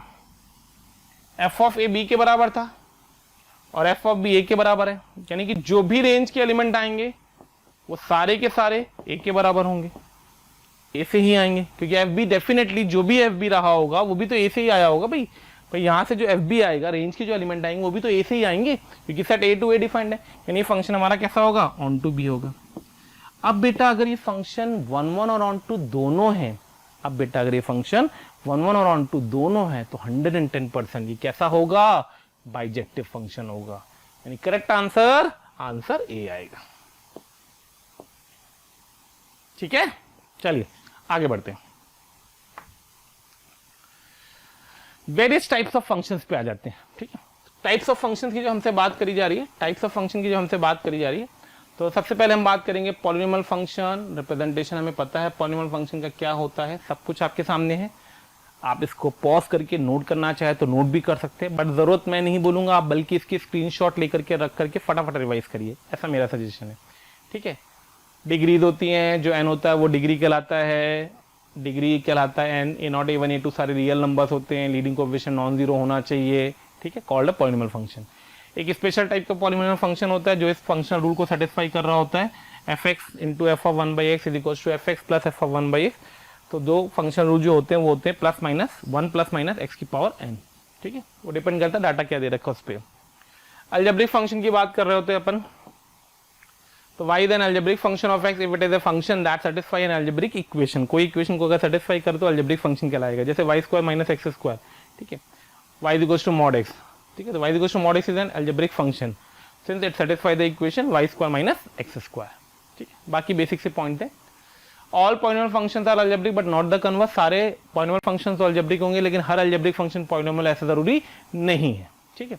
A function that is not algebraic is called transcendental। ये टर्म याद रखना, वैसे तो यूज नहीं होता मतलब, पर फिर भी उसमें हो सकता है, मेंस है, क्वेश्चन बहुत सारे बन रहे हैं तो हो सकता है ये आपसे पूछ लिया जाए कि which of the following functions are transcendental. तो जितने भी फंक्शन अलजेब्रिक नहीं होते वो सारे क्या कहलाते हैं, ट्रांसीडेंटल फंक्शंस कहलाते हैं। नेक्स्ट आता है फ्रैक्शनल और रैशनल फंक्शन, ठीक है। पी वाई क्यू के फॉर्म का अगर कोई फंक्शन है एफ एक्स अपॉन जी एक्स के फॉर्मेट का बैठा हुआ तो उसको हम लोग क्या बोलते हैं, रैशनल फंक्शन बोलते हैं with the condition H x non zero, ठीक है। पॉलिनोमियल फंक्शंस की डोमेन क्या होती है, ऑल रियल होती है, और रेंज क्या होती है, रेंज डिपेंड करती है, रेंज जो होती है वो डिपेंड करती है हमेशा आर का सबसेट या आर के बराबर होती है। सेम अलजेब्रिक फंक्शन की डोमेन क्या होती है, डिपेंड करती है, और रेंज क्या होती है, डिपेंड करती है। रैशनल फंक्शन की डोमेन क्या होगी, ऑल रियल एक्सेप्ट जहां जहां एच एक्स नॉन जीरो हो वो सारी वैल्यू डोमेन में कहलाएगी, ठीक है। एक्सपोनेंशियल फंक्शन उसके बाद आता है, एक्सपोनेंशियल फंक्शन जिसको हम लोग वाई इक्वल्स टू, जो फेमस है वो वाई इक्वल्स टू ई की पावर एक्स से, कई लोगों को याद भी होगा। तो अगर ए की पावर एक्स की बात कर ले, ए 1 से बड़ा है, और ए की पावर एक्स की बात कर रहे हैं और ए 1 से छोटा है, 0 से 1 के बीच में, ठीक। तो यहाँ से हम एक रिफ्लेक्शन की प्रॉपर्टी को भी रिवाइज कर सकते हैं, रिफ्लेक्शन प्रॉपर्टी। वो रिफ्लेक्शन प्रॉपर्टी क्या कहती है कि अगर कभी भी y equals to F x से हमें ड्रॉ करना है y equals to f of minus x, ठीक है। तो अगर कभी भी हमें y equals to F x से y equals to f of minus x draw करना है तो take the reflection with respect to the y x. ध्यान से ऑब्जर्व करिए इन दोनों ग्राफ को, तो अगर मैं इसका यहाँ पे रिफ्लेक्शन ले लूँ तो ये ग्राफ कुछ ऐसा बन जाएगा जो कि ये बना हुआ है, ठीक है। तो take the reflection with respect to y axis. Next आता है लॉगरिथमिक फंक्शन, ठीक, f x is equals to log x. Log x के भी ये यूजुअली हम लोग के लिए फेमस होता है एल एन एक्स, ये एल एन एक्स है, और ये मतलब 1 अपॉन बेसिकली माइनस का एल एन एक्स बोल सकते हैं इसको, या log x to the base 1 by लिख सकते हैं, log x to the base 1 by, log x to the base 1 by, ठीक है। तो log x to the base 1 by इसको रिप्रेजेंट करेगा, ln x इसको रिप्रेजेंट कर रहा है, और log x to the base 1 by, ठीक है। इसको हम लोग पढ़ना चाहे तो माइनस का ln x पढ़ सकते हैं। तो यहाँ से हम लोग फिर से एक रिफ्लेक्शन की प्रॉपर्टी देते हैं, क्या देते हैं कि अगर हमें कभी भी y equals to F x से y equals to minus f x draw करना है, y equals to F x से y equals to minus f x draw करना है, तो take the reflection with respect to the x axis. अगर मैं x axis के अबाउट इस ग्राफ का रिफ्लेक्शन कर दूंगा तो देखो वही वाला ग्राफ आ जाएगा जो बना हुआ है। तो कभी भी y equals to F x से y equals to minus f x चाहिए तो take the reflection with respect to the x axis. Next बात करें एब्सोल्यूट वैल्यू फंक्शन, इसी को हम लोग बोलते हैं मॉड फंक्शन। सबको पता है y equals to mod x minus x, mod x defined होता है, ग्राफ ये होता है, रिफ्लेक्शन के कंसेप्ट बहुत सारे इसके अंदर आते हैं, ठीक है। यहाँ पे एक सिंपल सा जो ये कंसेप्ट होता है वही होता है कि अगर y equals to F x से कभी भी हमें y equals to mod of F X बनाना है तो जितना भी पार्ट नीचे था y इक्वल्स टू एक्स, अगर मैं लाइन ड्रॉ करूंगा तो ऐसे बनेगी, ध्यान से ऑब्जर्व करिए। तो जितना भी पार्ट नीचे है एक्स एक्सिस के, उसके लिए उस एक्सिस के जितना पार्ट नीचे, उसके लिए अगर मैं एक्स एक्सिस को मिरर बना दूँ और रिफ्लेक्शन ले लूँ तो देखो वही ग्राफ आ जाएगा जो हमें चाहिए। तो हरा वाला ग्राफ किसका है, मॉड ऑफ एफ का है, मॉड ऑफ एफ का है, ठीक। तो यानी कि अगर कभी भी एफ एक्स से मॉड एफ एक्स चाहिए तो take the reflection of all x y negative part with respect to x axis, ठीक है, समझ में आ रहा होगा। चलिए तो नेक्स्ट क्वेश्चन देखते हैं जो मॉडुलस पे कुछ बेस्ड होता है। एक मॉडुलस की इनइक्वालिटी होती है कि अगर modulus of a plus b less than equals to mod a plus mod b होता है यूजुअली, ठीक है। लेकिन उसने दे रखा है mod of a plus b greater than equals to mod a plus mod b, यानी कि बेसिकली यहाँ पे इक्वालिटी होल्ड करेगी, modulus of a plus b equals to mod a plus mod b. और अगर ये इक्वालिटी होल्ड करी तो तभी होल्ड करी जब ए इंटू बी का प्रोडक्ट पॉजिटिव होना चाहिए, ठीक है। अब ए इंटू बी का प्रोडक्ट पॉजिटिव होना चाहिए, यानी कि एफ एक्स इंटू ए मैं किसको बोल रहा हूँ, ए मैं इस क्वांटिटी को बोल रहा हूँ ए, और बी बेटा मैं इसको बोल रहा हूँ बी, ठीक है। तो अगर ए इंटू बी का प्रोडक्ट पॉजिटिव होना चाहिए तो यहां से अपने पास जो रिलेशन आएगा वो रिलेशन ये आएगा कि ए मतलब हो गया हमारा एफ एक्स, और बी मतलब हो गया हमारा एक्स स्क्वायर प्लस 1। अरे तो भाई ए इंटू बी अगर ये ग्रेटर देन इक्वल टू 0 है, अगर ये ग्रेटर देन इक्वल टू 0 है तो यानी कि ये तो श्योर कहेगा कि एफ एक्स का पॉजिटिव होना मस्ट हो गया। बहुत ही सुंदर और सिंपल सा क्वेश्चन था, सिर्फ इस कंसेप्ट पे होल्ड कर रहा था ये पूरा आर्टिकल, ठीक है। तो भाई इसने बोला एफ एक्स पॉजिटिव होना चाहिए, गिवन था शायद एफ एक्स नेगेटिव। अब गिवन है एफ एक्स नेगेटिव और आ रहा है एफ एक्स पॉजिटिव, तो अल्टीमेटली हो क्या रहा होगा, तो what this implies F x must B शून्य, और अगर एफ एक्स शून्य है तो ये गायब हो गया पिक्चर से, और अल्टीमेटली आंसर कितना आ गया 5। तो देखो कितना सिंपल डायरेक्ट इंटीजर टाइप का क्वेश्चन, मॉडुलस इनइक्वालिटी को। अब बेसिकली बच्चा इसको छोड़ेगा, क्यों, क्योंकि उसको मॉडुलस देख करके डर लगने लगता है। तो ऐसा नहीं होता है, बेसिक कंडीशन अगर आपने सारी पढ़ रखी है तो कहीं पे भी दिक्कत नहीं आती है, ठीक है। चलिए नेक्स्ट है सिग्नम फंक्शन। सबको पता है सिग्नम फंक्शन क्या होता है, सिग्नम फंक्शन क्या होता है, तो सिग्नम फंक्शन होता है कि सिग्नम फंक्शन अगर आप कुछ इस टाइप से बनाता है, यहाँ डॉट खचा खच खुचू, ये सिग्नम फंक्शन है। कई बार आईटी थोड़ा सा स्मार्ट तरीके से लिख देता है तो आईटी का रिप्रेजेंटेशन इस फॉर्मेट में आ जाता है।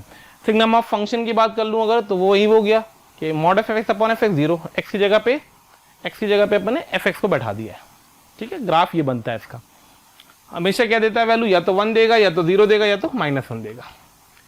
ग्रेटेस्ट इंटीजर फंक्शन सबको पता है, ग्रेटेस्ट इंटीजर फंक्शन, तो ग्रेटेस्ट इंटीजर फंक्शन की अगर मैं ग्राफ की बात करूं तो स्टेप अप फंक्शन भी बोलते हैं, ब्रैकेट फंक्शन भी बोलते हैं, बहुत सारे नाम होते हैं इसके बोलने के। स्टेप अप फंक्शन भी बोलते हैं इसको ब्रैकेट फंक्शन भी बोलते हैं, ब्रैकेट फंक्शन। अब ब्रैकेट फंक्शन क्यों बोलते हैं भाई, ब्रैकेट फंक्शन इसलिए बोलते हैं क्योंकि ये जो सिंबल होता है इसका, ये सिंबल होता है y equals to bracket of x का, ठीक है, y equals to bracket of x का। तो ये ऐसे चला गया, ये ऐसे चला गया, ये ऐसे चला गया, ठीक है। तो इस तरीके से इसका ग्राफ बनता है, ठीक। तो ये ब्रैकेट एक्स का ग्राफ आ गया हमारा। कई सारी प्रॉपर्टीज होती है, हमेशा एक इंटीजर देगा, ध्यान रखना है इसकी बहुत सारी प्रॉपर्टीज होती हैं। ब्रैकेट एक्स हमेशा x-1 और x के बीच में होता है। ब्रैकेट एक्स में अगर इंटीजर को जोड़ोगे तो बाहर निकल जाता है। जो भी अपन ने ट्रायंगल इक्वालिटी बताई उसी टाइप से ये इक्वालिटी जनरेट होती है ब्रैकेट एक्स की। Bracket x plus bracket of minus या तो 0 होता है या तो -1 होता है। अगर इंटीजर होगा तो 0 हो गया, अदरवाइज हमेशा -1 आएगा। इंपॉर्टेंट रिजल्ट है, याद रखना ये। Fractional part function, fractional part of function मतलब कर्ली ब्रैकेट एक्स बोलते हैं इसको, कर्ली ब्रैकेट एक्स बोलते हैं। डिफाइन इस तरीके से होता है एक्स माइनस ब्रैकेट एक्स। अगर मैं इसके ग्राफ की बात करता हूं तो ये एक एरो कर्व की तरह ट्रीट होता है। किसकी तरह ट्रीट होता है? Just like an arrow curve. Arrow curve का मतलब है कि ये इस टाइप से एरो बना रहा होता है, यूं।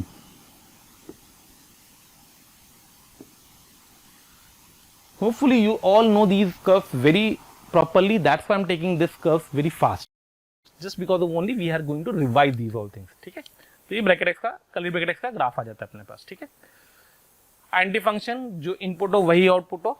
आइडेंटिटी फंक्शन जो इनपुट है वही आउटपुट है, उसको आइडेंटिटी फंक्शन बोलते हैं। कांस्टेंट फंक्शन, कुछ भी डालो आंसर हमेशा एक कांस्टेंट आना चाहिए, कुछ भी डालो आंसर हमेशा एक कांस्टेंट आना चाहिए। ऐसे फंक्शन को हम लोग कांस्टेंट फंक्शन बोलते हैं। तो चलिए आगे बढ़ते हैं अपन। और नेक्स्ट क्वेश्चन आया है जो अपनी स्क्रीन पे, वो है curly bracket x and box का एक बहुत ही पॉपुलर और बहुत ही कंसेप्चुअल क्वेश्चन।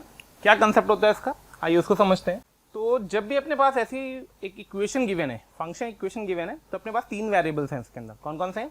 एक एक्स दिख रहा है अपने को, एक बॉक्स एक्स दिख रहा है अपने को, और एक फ्रैक्शन एक्स दिख रहा है अपने को। तो हम इस पूरे क्वेश्चन को क्या करते हैं, सिर्फ 2 वेरिएबल में कन्वर्ट कर लेते हैं। बॉक्स में एंड कर्ली में जब भी क्वेश्चन का इस टाइप का क्वेश्चन कहीं पे भी मिले आपको फंक्शन के अंदर, या पूरी कैलकुलस के अंदर, या पूरी मैथ्स के अंदर, ठीक है। तो अपन क्या कर रहे हैं, आइए उसको समझते हैं। अपन हमने इस क्वेश्चन को इस तरीके से इंटरप्रेट किया कि जो आपके पास 4 टाइम्स ऑफ फ्रैक्शन एक्स था, उसको 4 टाइम्स ऑफ फ्रैक्शन एक्स रहने दिया। जो एक्स था उसको अपन ने लिखा है box x plus fraction x, box x plus fraction x, correct है। जो दूसरा था उसको अपन ने लिखा है बॉक्स एक्स। यहां से अपने पास आ गया 2 times of box x should be equal to 3 times of fraction x. यहां से अपन ने फ्रैक्शन एक्स को निकाला अगर, तो फ्रैक्शन एक्स अपने पास आ गया 2 times of box x divided by 3। आई बात समझ में? बहुत सिंपल तरीके से कंसेप्चुअली। अब आपको पता है जो ये लेफ्ट साइड पे बैठा हुआ है आत्मा, इसकी रेंज है 0 से 1। कहां से कहां तक? 0 से 1। तो ये भी जो आत्मा होनी चाहिए कहां से कहां तक होनी चाहिए? 0 से 1 होनी चाहिए। यानी यहां से अगर अपन बोलेंगे 2 times of box x by 3, तो ये किसके बीच में होना चाहिए, शून्य से लेकर के 1 के बीच में होना चाहिए, करेक्ट है। तो यहां से बॉक्स एक्स अपने पास आएगा, that is come out to be शून्य से लेकर के 3/2 के बीच। अब भाई बॉक्स एक्स तो है एक इंटीजर जो बैठा है शून्य से 3/2 के बीच में, तो कौन कौन सी इंटीग्रल वैल्यूज को सेटिस्फाई कर सकती हैं, तो बॉक्स एक्स या तो शून्य हो सकता है या फिर बॉक्स एक्स हमारा 1 हो सकता है। क्लियर, तो बॉक्स की 2 वैल्यूज आ गई। अब भाई बॉक्स जो था उसके करस्पॉन्डिंग हम कर्ली ब्रैकेट एक्स भी निकाल सकते हैं। तो अगर मैंने इसकी कर्ली ब्रैकेट एक्स की डिमांड करी कि what is the value of corresponding this box x, what is the value of fractional part of x, तो हम क्या करेंगे, बॉक्स एक्स की वैल्यू यहाँ रख देंगे और जैसे यहाँ रखेंगे शून्य बना देगा, यानी fraction part of x come out to be शून्य। इसी तरीके से अगर मैं यहाँ पे बॉक्स एक्स की वैल्यू रख दूंगा तो जो फ्रैक्शन एक्स हमारा वो कितना निकल के आ जाएगा, तो वो निकल के आ जाएगा 2/3, तो यानी फ्रैक्शन एक्स निकल के आ जाएगा 2/3। अब भाई क्वेश्चन में अगर पूछा होता नंबर ऑफ वैल्यूज तो हमारा आंसर 2 आ जाता, लेकिन क्वेश्चन ने क्या पूछा है, पार्ट है सॉल्व का मतलब होता है मैं एक्स की वैल्यू निकालनी है। तो अगर हम इस इक्वेशन से एक्स की वैल्यू निकालना चाहेंगे तो इन दोनों को ऐड कर देंगे। What this implies x is equals to शून्य आया होगा क्योंकि इनका सम होगा। इन तीनों में रिलेशन हम लोग पहले बता चुके हैं कि जो एक्स होता है उसको हम लोग क्या लिखते हैं, हम लोग लिखते हैं box x plus fraction x, correct है। और बॉक्स एक्स अगर 1 था, फ्रैक्शन एक्स अगर 2 था, और यहां से मैं एक्स की वैल्यू डिमांड करूंगा तो यहां से एक्स की वैल्यू हो जाएगी 1 + 2/3, अल्टीमेटली कितना आ जाएगा, 3 तो 5/3, यानी एक्स की 2 वैल्यूज आएंगी, एक 5/3 आएगी और एक 0 आएगी, जो इस इक्वेशन को गिवन इक्वेशन क्या करी होगी, सेटिस्फाई करी, यानी ultimately answer 2 values of x. ठीक है, चलिए आगे बढ़ते हैं। तो अपने पास नेक्स्ट क्वेश्चन आया है, वो है if f(x) is equals to bracket x, if f(x) is equals to bracket x plus कुछ दिख रहा है आप लोगों को कैसे करना है इसको। तो इसको प्रोसीड करने के लिए अपन क्या करते हैं, भाई देखिए बॉक्स की एक प्रॉपर्टी होती है, क्या प्रॉपर्टी होती है बॉक्स की, वो कि बॉक्स ऑफ x प्लस अगर इंटीजर लिखा हुआ है तो उसको हम लोग लिख सकते हैं बॉक्स x प्लस इंटीजर। सबको आता होगा, अच्छे से आता होगा, उसी का हम यूज करेंगे इसके अंदर। तो भाई देखिए हमारा क्वेश्चन क्या दिखेगा, हमारा क्वेश्चन दिखेगा f(x) is equals to bracket x, ये शायद जेई का क्वेश्चन है, जेई मेंस में आया हुआ क्वेश्चन है, इसलिए ध्यान से देखिएगा, प्लस का sigma r is equals to 1 to 2008।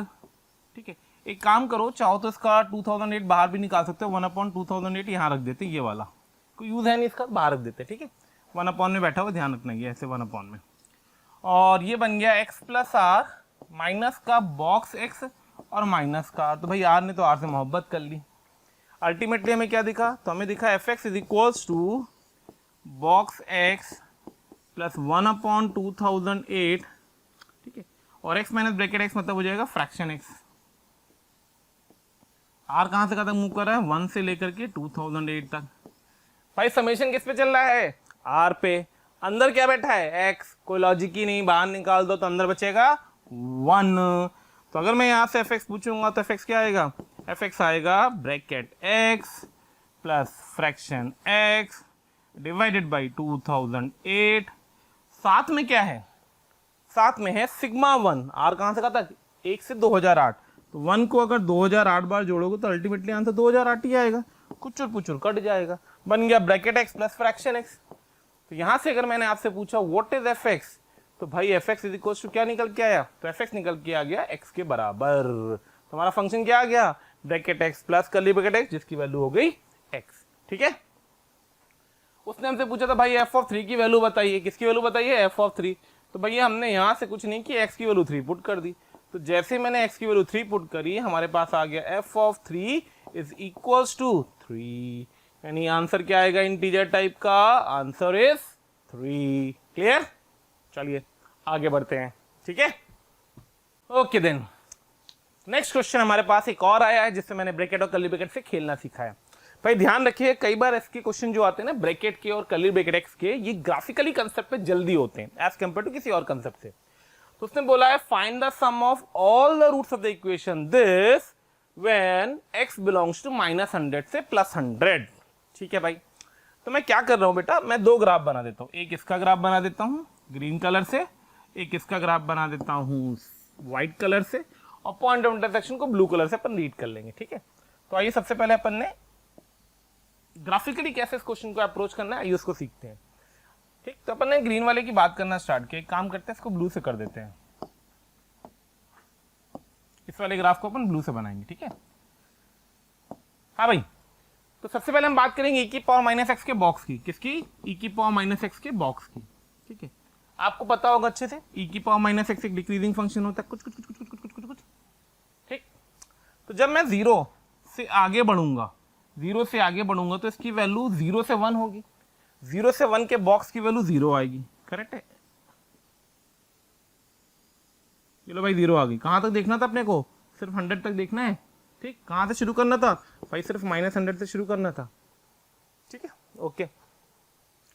फिर बीच में कहीं आई होगी 2, ठीक। जिस जगह पे 2 आएगी उसके बीच की ग्राफ की बात करूंगा तो यहां से यहां तक की वैल्यू होगी, ये क्या होगा, ये हो गया तुम्हारा 1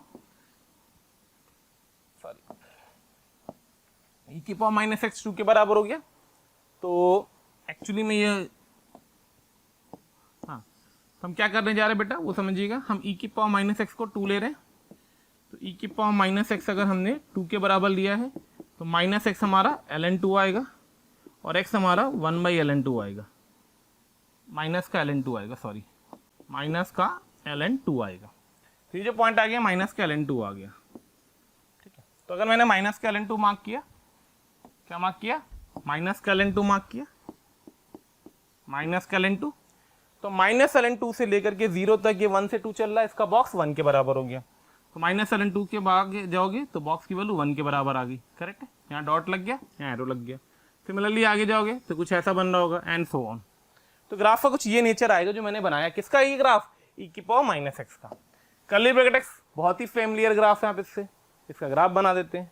तो फ्रैक्शन पार्ट ऑफ ऐसे ग्राफ बनाएंगे, ये 1 वैल्यू है, ध्यान रखना, ठीक है। तो ये ग्राफ ऐसे जाएगा, यहाँ एरो आएगी, यहाँ डॉट आएगा, फिर ये ग्राफ ऐसे जाएगा, यहाँ डॉट आएगा, यहाँ एरो आएगी, फिर ये ऐसे जाएगा, यहाँ डॉट आएगा, यहाँ रहेगा, लास्ट में भी चलते चलते ये ऐसे चला जाएगा। पीछे आओगे तो -1 आएगा कहीं, ठीक है। तो -1 के बीच में ये ऐसे एरो जाएगी, यहाँ डॉट आ जाएगा, ठीक, -1 होगा ये। फिर आगे बढ़ोगे तो -2 आएगा, फिर ये ऐसे चला जाएगा कुछ इस टाइप से, ठीक है, यहाँ तक। तो जो इसने मोहब्बत करी होगी, जो ये दोनों ग्राफ एक दूसरे से मुलाकात कर रहे होंगे, वो कहाँ कर रहे होंगे, इन सारे पॉइंट्स पे करेंगे, ठीक। इसके अलावा कहीं करेंगे, कहीं नहीं करेंगे, क्योंकि यहाँ पे इंटरसेक्शन आएगा नहीं। ये एरो दे रहा है, ये डॉट दे रहा है, नो सोल्यूशन, ये एरो दे रहा है, ये एरो दे रहा है, no solution and so on.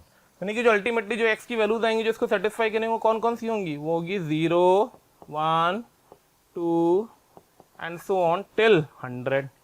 उसने क्या पूछा है आपसे, उसने आपसे पूछा है find the sum of all the roots of the equation, मतलब हमको सिग्मा xi चाहिए। सिग्मा xi का मतलब समेशन ऑफ 100, समेशन ऑफ 100 मतलब कितना होता है 50 50, 50 50। तो answer should be 50 50। This is also an integer type question और शायद ये भी जेईई मेंस का क्वेश्चन है। क्लियर है, चलिए आगे बढ़ते हैं। ओके भाई, तो अब हम लोग आगे बढ़ रहे हैं और नेक्स्ट आर्टिकल जो हम कवर करने जा रहे हैं वो है ऑड एंड इवन फंक्शन। कौन सा फंक्शन है, ऑड एंड इवन फंक्शन। सबको पता है ऑड फंक्शन क्या होते हैं, इवन फंक्शन क्या होते हैं। अगर कोई फंक्शन इस प्रॉपर्टी को सेटिस्फाई करता है f of minus x is equal to F x for all x in the domain of x, या मैं इसको इस तरीके से बोलता हूँ कि f of minus x is equal to f of x, ठीक है, for all x belongs to symmetrical interval -a से a, ठीक है। तो हमारा फंक्शन क्या कहलाता है, इवन कहलाता है। इस टाइप का एक रिलेशन ये भी होता है, कई बार हमें क्वेश्चन को सॉल्व करते हैं तो F x minus f of minus x is equal to 0 को भी यूज करना पड़ता है। एग्जाम्पल में कॉस एक्स है, एक्स स्क्वायर प्लस 3 है। सेम ऑड के लिए f of minus x is equal to minus f x होता है। F of minus x plus F of minus f of x plus F of minus x is equal to 0 होगा तो function odd कहलाएगा। Example sine x x cube plus x, ठीक। Even function symmetric about होते हैं Y access. Even function की अगर बात करूँ तो सिमेट्रिक अबाउट वाई एक्सेस होगा, जैसे फॉर एग्जाम्पल एक्स स्क्वायर ले लिया तो symmetric with respect to Y axis है। Odd function symmetric about origin होते हैं, जैसे एक्स क्यूब का ग्राफ ले लिया हमने, करेक्ट है, एक्स क्यूब का ग्राफ, तो ये किसके अबाउट सिमेट्रिक आएगा, ओरिजिन के अबाउट आएगा। ये एक्स स्क्वायर का ग्राफ है, किसके अबाउट सिमेट्रिक है, वाई एक्सिस। यानी even function symmetric with respect to Y axis और odd function is symmetric with respect to origin. A function जरूरी नहीं है सारे फंक्शन इवन या ऑड हो, a function may be neither even nor odd. For example E की power X, cos inverse X, बहुत सारे एग्जाम्पल्स होते हैं, ठीक है। अगर कोई फंक्शन ऑड फंक्शन डिफाइंड है एक्स इज इक्वल टू 0 पे, जैसे मैंने यहाँ बताया, तो एफ ऑफ 0 का 0 होना मस्ट है, ठीक है, आप यहाँ से भी सोच सकते हैं, अगर मैं x को 0 रख दूँ तो f of 0 plus f of minus 0 ultimately f of 0 2f of 0 0 तो f ऑफ 0 0, ठीक है। वही जो मैंने पीछे बताया था, even function symmetrical with respect to y axis होते हैं, odd function symmetrical with respect to origin होते हैं, ठीक है। Every even function is symmetric about the y axis and every odd function is symmetric about the origin. Example through graph, all function whose domain is symmetrical about origin can be expressed as a sum of even odd function। मतलब वो सारे function जिनकी domain symmetrical about origin होती है, correct है। या मैं बोलूँ डिफाइन फॉर ऑल एक्स होती है, define from -a to a होती है, तो उनको हम हमेशा ऑड और इवन के टर्म्स में एक्सप्रेस कर सकते हैं, जैसा कि मैंने यहाँ पे करके दिखाया है। तो इसका जो एक पार्ट होता है f x plus F of minus x by two, ये उसका इवन पार्ट होता है, और F x minus f of minus x by two उसका वो ऑड पार्ट होता है, ठीक है। इसकी ये वाली लाइन ध्यान रखना, सिमेट्रिकल अबाउट ओरिजिन, मतलब वो जैसे मैं इसका एग्जाम्पल की बात करूँ, इसकी एग्जाम्पल की, तो बेटा इसका एग्जाम्पल ई की पावर एक्स तो होगा, ठीक है, लेकिन इसका एग्जाम्पल एल एन एक्स नहीं होगा, ठीक है। एल एन एक्स क्यों नहीं होगा? क्योंकि एल एन एक्स की डोमेन सिमेट्रिकल नहीं होती। ई की पावर एक्स क्यों होगा? क्योंकि ई की पावर एक्स की डोमेन सिमेट्रिकल होती है, माइनस इन्फिनिटी से प्लस इन्फिनिटी। क्लियर हुआ पॉइंट? ठीक है, okay. The only function which is even as well as odd both is f(x) is equals to 0। f(x) is equals to 0 इस एक ऐसा फंक्शन है जो सिमेट्रिकल अबाउट, मतलब ओरिजिन के अबाउट भी सिमेट्रिकल दिखेगा आपको, और y एक्सिस के अबाउट भी सिमेट्रिकल दिखेगा। तो ऐसे फंक्शन को हम लोग बोलते हैं कैसा, कि ये वो फंक्शन है f(x) is equals to 0, क्या है वो, इवन भी है और ऑड भी है, इवन एंड ऑड दोनों प्रॉपर्टी होल्ड कर रहा है। If f and g both are even, both are odd, then the function f into g will be even, but if any one of them is odd, then fog will be odd। Common sense है, ठीक है। कुछ basic examples लेते हैं, JEE mains के आए हुए question ही को ले रहा हूं मैं, ठीक, ध्यान से देखेंगे। आइए, तो भाई क्वेश्चन पढ़ते जाएंगे और देखते जाएंगे, ठीक है। समझ में आ रहा है तो लाइक बटन दबाते रहिएगा, बेल आइकन को प्रेस करते रहिएगा, चैनल को सब्सक्राइब करते रहिएगा, जितने भी आपके दोस्त हैं, क्योंकि मैं बहुत सारी अच्छी अच्छी चीज़ें लाऊंगा। आप ये मत सोचिएगा फंक्शन चल रहा है, फंक्शन में सारी चीज़ें कवर कर रहा हूँ। धीरे धीरे एक दिन में मैं सारी चीज़ें आपको जितनी बता पाऊंगा सब बताऊंगा, उसके अकॉर्डिंग हम लोग आगे बढ़ेंगे, चैप्टर वाइज चैप्टर। बहुत सारी चीज़ें अच्छी अच्छी लेके आने वाला हूँ आप सबके लिए, और उम्मीद करूंगा कि मैं जो आपके लिए कर रहा हूँ उससे 4 गुनी मेहनत आप अपने लिए करेंगे और बहुत ही अच्छा रिजल्ट लेकर के आएंगे, ठीक है। चलिए, तो उसे बोला f(x) is equals to x 1 1 sin pi x 2x square 1x cube 3x की power 4 1, f(x) be an odd function, underline the term odd function, ठीक है, and it is odd value is equal to gx, जो उसकी odd value आई है function की वो gx है, then the value f of 1 into gn, ठीक है। तो जो फंक्शन की odd value होगी यानी f of minus x, जिसको हम लोग बोलते हैं बेसिकली माइनस का f of x, ठीक है, ये किसको रिप्रेजेंट करेगा, ये g of x को रिप्रेजेंट कर रहा है, किसको रिप्रेजेंट कर रहा है, g of x को, जो उसकी odd value आई। odd value क्या होगी, f of minus x। अब उसने बोला है f(x), तो यानी f of x यानी f of 1 into g of 1। तो भाई देखिए f of 1 into g of 1 कुछ नहीं है, माइनस का f of 1 और g of 1 का मतलब हो गया एक और f of 1 with a minus sine, ठीक, ये मैंने लिखा है gx को, ध्यान समझना। तो यहाँ से बेसिकली बन गया माइनस का f of 1 का होल स्क्वायर, तो f of 1 हो गया 1 1 1 0 2 1 1 3 1, और इस पूरे का जो भी डिटरमिनेंट आएगा इसका क्या आएगा, होल स्क्वायर। बहुत सिंपल सा डिटरमिनेंट कैलकुलेट हो जाएगा, माइनस टाइम्स ऑफ, इसी के अबाउट एक्सपेंड कर दो इसको, ठीक है। होल स्क्वायर लिख रखा है अपन ने, अंदर वर्ग देख लेते, ये गया 2 -3 -1 आ गया, ये गया, ठीक है, 1 -2, तो प्लस का 1 -2 -1 आ गया, तो अल्टीमेटली टू द 4 -4 आ गया आंसर इसका। कितना आंसर आ गया, आंसर आ गया इसका -4, यानी करेक्ट आंसर क्या होगा, आंसर बी, ठीक है। चलिए आगे बढ़ते हैं। चलिए तो नेक्स्ट क्वेश्चन ले रहे हैं, बहुत ही प्यारा सुंदर सा क्वेश्चन, ठीक है। किस पे बेस्ड है, बेस्ड किस पे भाई, तो वो बेस्ड है हमारा फंक्शनल इक्वेशन पे बेस्ड है। किस पे बेस्ड है, फंक्शनल इक्वेशन। अरे भाई फंक्शनल इक्वेशन का आर्टिकल तो बहुत बार आएगा, परेशान ना हो ना बिल्कुल, इससे तो खेलते हुए चलेंगे अपन। कितनी बार आएगा ये, अरे भाई फंक्शन में आ गया, डिफरेंशियबिलिटी में आएगा, कंटिन्यूटी में आएगा, करेक्ट है, उसके बाद डेफिनेट इंटीग्रेशन में आता है, उसके बाद एओडी में आता है, उसके बाद डिफरेंशियल इक्वेशन में, तो उसके बाद एयूसी में आता है, कंटिन्यूअसली आता रहता है ये, तो कई जगह पे किसी भी जगह पे अपन चिपका देते हैं इसको, ठीक है। खैर, अब ऐसे क्वेश्चन को हम कैसे हैंडल करते हैं उसको देखते हैं, फोकस उस पर करना है। भाई एक फंक्शनल इक्वेशन दे रखी है, एक वर्ड लिखा हुआ था नॉट आइडेंटिकली 0 अंडरलाइन कर दिया अपन ने, फिर ऑप्शन पड़े भैया ऑड है, इवन है, कांट से, यानी कि हमें ऑड इवन चेक करना है। ओके भाई, तो बात शुरू होती है कि हम ऑड इवन को चेक कैसे करा जाए। तो भैया हमने शुरुआत करी, सबसे पहले फंक्शनल इक्वेशन को उठा लाए और सबको 0 0 धर दिया। ये तो सिंपल सा इसका फंडा ही होता है, बचपन से सीखा हुआ है। नहीं सीखा हुआ तो मैं बता देता हूँ। सबसे पहले डाटा में आप घूर लो, अगर एफ ऑफ 0 नहीं दिया है तो कोशिश करके एफ ऑफ 0 निकाल लो, अगर निकल जाता है। ठीक है, तो हमने क्या किया, एक्स और वाई दोनों को शून्य पुट कर दिया। किसमें पुट कर दिया, फंक्शनल इक्वेशन में दोनों को शून्य पुट कर दिया। तो जैसे शून्य पुट कर दिया, लेफ्ट हैंड साइड बन गया 2 times F of 0, right side बन गया 2 टाइम्स एफ स्क्वायर ऑफ 0। अच्छा भाई, तो 2 ने तो 2 से मोहब्बत कर ली, यहाँ से एफ ऑफ 0 की दो वैल्यूज आ गई, एक तो 0 आ गई और एक एफ ऑफ 0 इक्वल टू 1 आ गया। ठीक है, नॉट आइडेंटिकली 0 का क्या मतलब है कि फंक्शन कभी भी हमेशा 0 नहीं हो सकता है, नॉट आइडेंटिकली 0। उसने बोला ये इक्वेशन ट्रू है for all x y belongs to real के लिए। क्लियर है, तो नॉट आइडेंटिकली 0 की वजह से हमने f0 इक्वल टू 0 वाला केस तो रिजेक्ट कर दिया, एक्सेप्ट कौन सा किया है, f0 इक्वल टू 1 का। बहुत शानदार बात। ओके भाई, अब बात आती है हमसे ये कहा जा रहा है कि फंक्शन इवन या ऑड है। तो भैया हमारे दिमाग में तो एक ही डेफिनेशन पता है, अगर हमें ऑड इवन चेक करना है तो हम एफ ऑफ माइनस एक्स को या तो एफ एक्स बेटा या तो एफ ऑफ माइनस एक्स को माइनस एफ एक्स से कवर अप करने की कोशिश करेंगे। क्लियर है नवाबो? आइए तो चलिए मेरे नवाबो, इसमें क्या करते हैं हम, कुछ कुछ कर देते हैं। तो हमने यहाँ पे क्या किया, एक्स को 0 और वाई को अब की बार एक्स रख दिया। ठीक है, ये सब्स्टिट्यूशन जो होता है बेटा ये थॉट प्रोसेस पे डिपेंड करता है, क्वेश्चन की डिमांड क्या है उसके करस्पॉन्डिंग। कई जगहों पे आप लोगों ने करा होगा, आप लोग को आइडिया बताया गया होगा। ठीक है, तो यहाँ से अपने पास क्या बनेगा, ये एफ ऑफ एक्स बनेगा plus F of minus X बनेगा is equal to 2 times F of 0 into F of X बनेगा। क्लियर, सबकी वैल्यू उठाओ धर दो। तो भाई यहाँ से क्या बना अपने पास, एफ ऑफ एक्स बना plus F of minus x बना। ठीक है, is equal to f of 0 कितना है, 1 है। भैया चिपकाइए यहाँ पे, what will get it, 2 into 1 into F x. तो भाई एक एफ एक्स को खा गया, यहाँ से f of minus x is equal to f of x आ गया। करेक्ट है, और अगर f of minus x f x के बराबर आ रहा है बेटा तो फंक्शन इवन है कि ऑड है, फंक्शन इवन है। यानी करेक्ट आंसर क्या होगा, आंसर बी। क्लियर, सिंपल सा question based on functional equation. चलिए आगे बढ़ते हैं। ठीक है, जैसे क्वेश्चन सिंपल सा लिया है मैंने, बहुत ही सिंपल सा क्वेश्चन लिया। उसने बोला फंक्शन दिया f x is equal to x की power 4 plus x define on 0 से 3 extended the function F x so that f is even. तो अगर मैं इसका ग्राफ बनाता, लेट अस इसका ग्राफ बनाता सिर्फ, ठीक है ध्यान से देखना, तो जैसा भी ग्राफ बनता कुछ ही बनता, 0 पे वैल्यू देता, -1 पे देता, कुछ यूं आता, 0 पे वैल्यू देता, -1 पे देता। ठीक है, 0 आएगी इसकी एक वैल्यू और एक -1 आएगी, बाइक्वाड्रेटिक का ग्राफ है, कैसा भी बन रहा हो मुझे नहीं पता। ठीक है, 0 के आगे जाओगे तो ऐसे ही दिखेगा।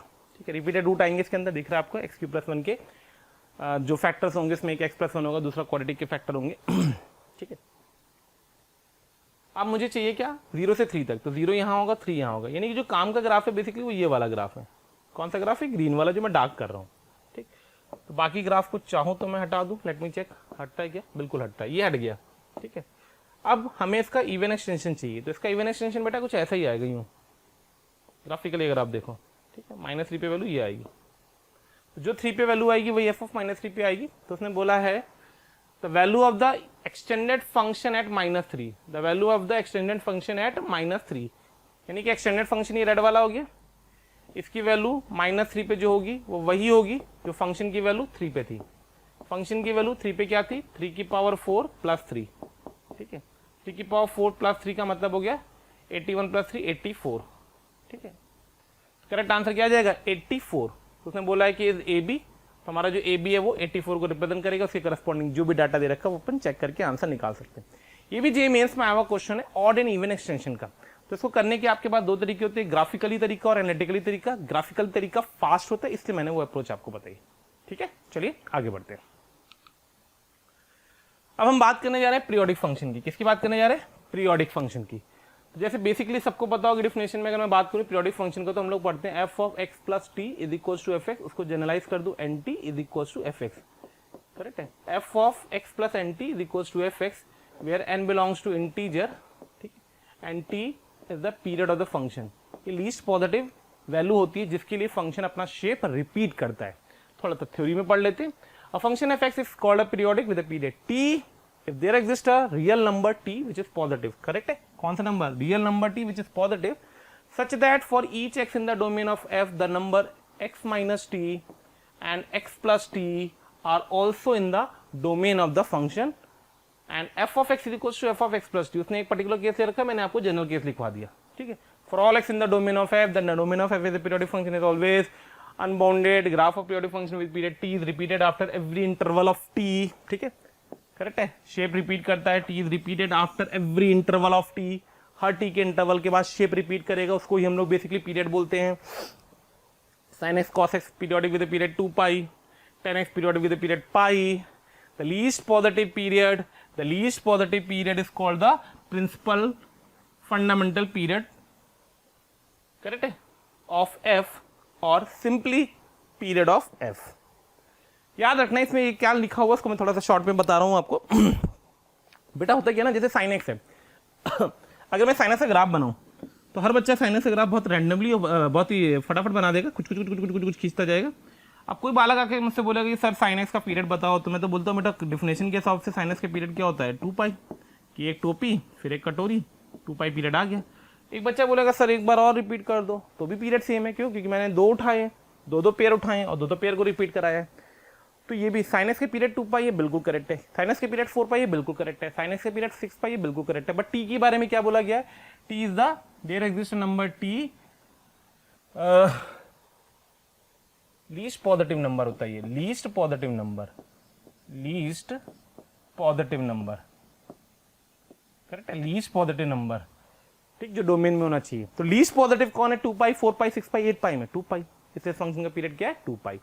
इसीलिए हम लोग बोलते हैं जब भी हम पीरियड में किसी क्वेश्चन को सॉल्व कर रहे होते हैं, किसी भी रूल के अकॉर्डिंग कर रहे होते हैं, तो जब भी हम पीरियड की बात करेंगे तो मेरे प्यारे बच्चों, चीज ध्यान रखना, पीरियड निकालते जो भी आप फॉर्मूला रेगुलेशन जिससे भी निकालते हो, उससे जो पीरियड आता है वो जरूरी नहीं है वो फंडामेंटल पीरियड हो, करेक्ट है. वो पीरियड होगा बट वो प्रिंसिपल पीरियड हो ऐसा जरूरी नहीं है. और यूजुअली जो क्वेश्चन में पूछा जाता है वो पीरियड की बात कर रहा मतलब फंडामेंटल पीरियड की बात कर रहा मतलब वो लीस्ट पॉजिटिव टी आपसे डिमांड करेगा. ये नहीं कि आपने 2 पाई रख दिया, 4 पाई रख दिया, 6 पाई रख दिया, वो सब पीरियड है साइनस के, लेकिन लीस्ट कौन है, 2 पाई. इसलिए साइनस का पीरियड कितना आता है, 2 पाई. कई बार होता है कि छोटी छोटी चीजें होती हैं, जैसे मैं कभी पीरियड निकालना हो, मान लो हम नहीं फॉर्मूला लगाने जा रहे, लास्ट टाइम बचा तो हम कैसे इंटरप्रेट कर सकते, तो हम लोग अगर ये इक्वेशन को होल्ड कर रहा है जिस वैल्यू पे, तो वो उसका पीरियड कहलाता है टी, ठीक है. Inverse of A periodic function does not exist, common sense है. कोई भी फंक्शन पीरियोडिक है तो क्या वो मैनी वन होगा, बिल्कुल होगा भाई, शेप रिपीट करेगा. कोई फंक्शन अगर मैनी वन है तो क्या बाइजेक्टिव हो सकता है, बिल्कुल नहीं हो सकता है. इसलिए फंक्शन इन्वर्टेबल नहीं होगा, क्योंकि अगर बाइजेक्टिव नहीं है तो इन्वर्टेबल नहीं होगा, ठीक है. Every constant function is always a periodic function with no fundamental period. Must remember, किसी भी constant function का period define नहीं होता है, इसलिए हम लोग बोलते हैं constant function with no fundamental period. ठीक है, आगे बढ़ते हैं. fx का पीरियड अगर t था तो 1 by fx root fx, correct है. 1 by fx root fx also have the period t, correct है.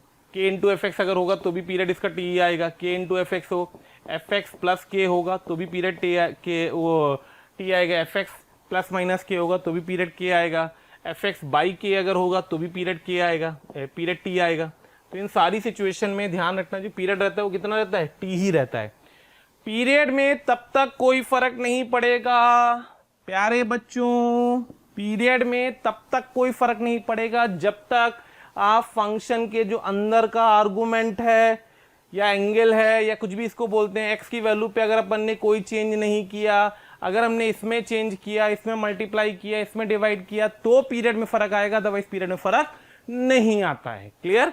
इसी तरीके से अगर मैं यहाँ पे F of x plus minus के कर देता हूं तो भी पीरियड इसका कितना रहेगा, टी ही रहेगा. तो फंक्शन का पीरियड टी है तो 1 बाई एफ एक्स का पीरियड भी टी होगा, रूट एफ एक्स का पीरियड भी टी होगा, F of x plus minus के का पीरियड भी टी होगा, के एफ एक्स का पीरियड भी टी होगा, एफ एक्स बाई के का पीरियड भी टी होगा, एफ एक्स प्लस माइनस के का पीरियड भी टी होगा. अरे होगा कि नहीं होगा, बिल्कुल होगा. क्लियर, समझ में आ रहा है तो फटाफट लाइक करते रहना, शेयर करते रहना. ध्यान रखना है आपको, जो आप हम आपसे कुछ नहीं एक्सपेक्ट कर रहे हैं, हम आपसे बस ये एक्सपेक्ट कर रहे हैं कि जो हम आपको पढ़ा रहे हैं उसको अच्छे से पढ़िए, उसका अच्छे से रिवीजन करिए, अच्छा सा रिजल्ट लेकर के आइए अपने लिए. टारगेट बनाइए कि फरवरी वाला पेपर ही आपका बेस्ट पेपर हो जाए, जिससे आपको आगे एडवांस के लिए खूब सारा टाइम मिल जाए. चलिए आगे बढ़ते हैं. जब जैसे मैंने आपसे बताया कि अगर मैंने एक्स में कुछ छेड़ा है, देखो यहाँ पे छेड़ा है, कैसे छेड़ा है, ए से मल्टीप्लाई कर दिया है. तो अगर ए से मल्टीप्लाई कर दिया तो जो फंक्शन का पीरियड था, जो फंक्शन का पीरियड था उसको उस नंबर की मॉड वैल्यू से डिवाइड करेंगे। क्यों मॉड वैल्यू? क्योंकि पीरियड कैसा होना चाहिए, एक पॉजिटिव वैल्यू होनी चाहिए, तो टी बाई मॉड है। जैसे फॉर एग्जाम्पल साइन एस के पीरियड 2 पाई, तो साइन 2x के period 2 pi by 2 pi by 2 मतलब पीरियड कितना निकल के आ गया, पाई। साइन एस का पीरियड 2 पाई, तो साइन 2x के पीरियड पाई। क्लियर? ऐसी छोटी छोटी चीजें और है, किसी फंक्शन का पीरियड अगर t1 है, दूसरे फंक्शन का t2 है, तो उनके सम और डिफरेंस का जो पीरियड होता है वो दो तरीके से डिफाइंड होता है। करेक्ट है? LCM of t1 and t2 provided there LCM exist. Correct है? कई बार हम लोग 1/2 लगाते हैं, 1/2 of LCM of t1 and t2 जब fx और gx के कैसे फंक्शन हो, complementary pairwise comparable functions होते हैं। ठीक है?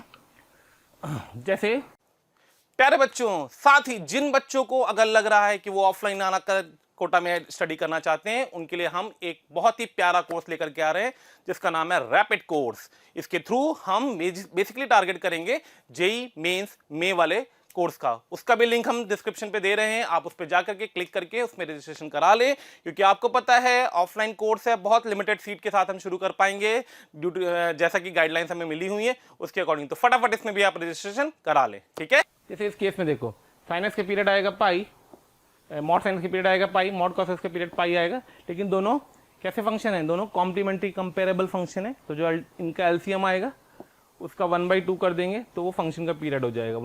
तो जैसा कि हम लोग देख रहे थे कि मॉड साइन एक्स है उसका पीरियड पाई आएगा, मॉड कॉस एक्स है उसका पीरियड भी पाई आएगा, और अगर हम एलसीएम लेंगे इन दोनों का तो पाई और पाई का एलसीएम जो आता है वो पाई आता है। लेकिन जैसा मैंने भी आपको बताया कि कई बार एलसीएम लेते वक्त हमें एक चीज ध्यान रखनी पड़ेगी, दो फंक्शन अगर आपस में कॉम्प्लीमेंट्री कंपेरेबल फंक्शन होंगे तो जो आंसर आता है वो इनका 1/2 एलसीएम आ जाता है, यानी अल्टीमेटली आंसर आ जाएगा 1/2 of LCM of pi, that is come out to be पाई/2। कॉम्प्लीमेंट्री कंपेरेबल फंक्शन का मतलब क्या है कि sine x cos x, x को अगर पाई/2 माइनस एक्स से रिप्लेस करूं, एक्स को अगर पाई/2 माइनस एक्स से रिप्लेस करूं तो साइन और कॉस, कॉस और साइन बन जाएंगे, फंक्शन सेम बना रहेगा, तो इसलिए कंपेरेबल फंक्शंस होंगे। ठीक है?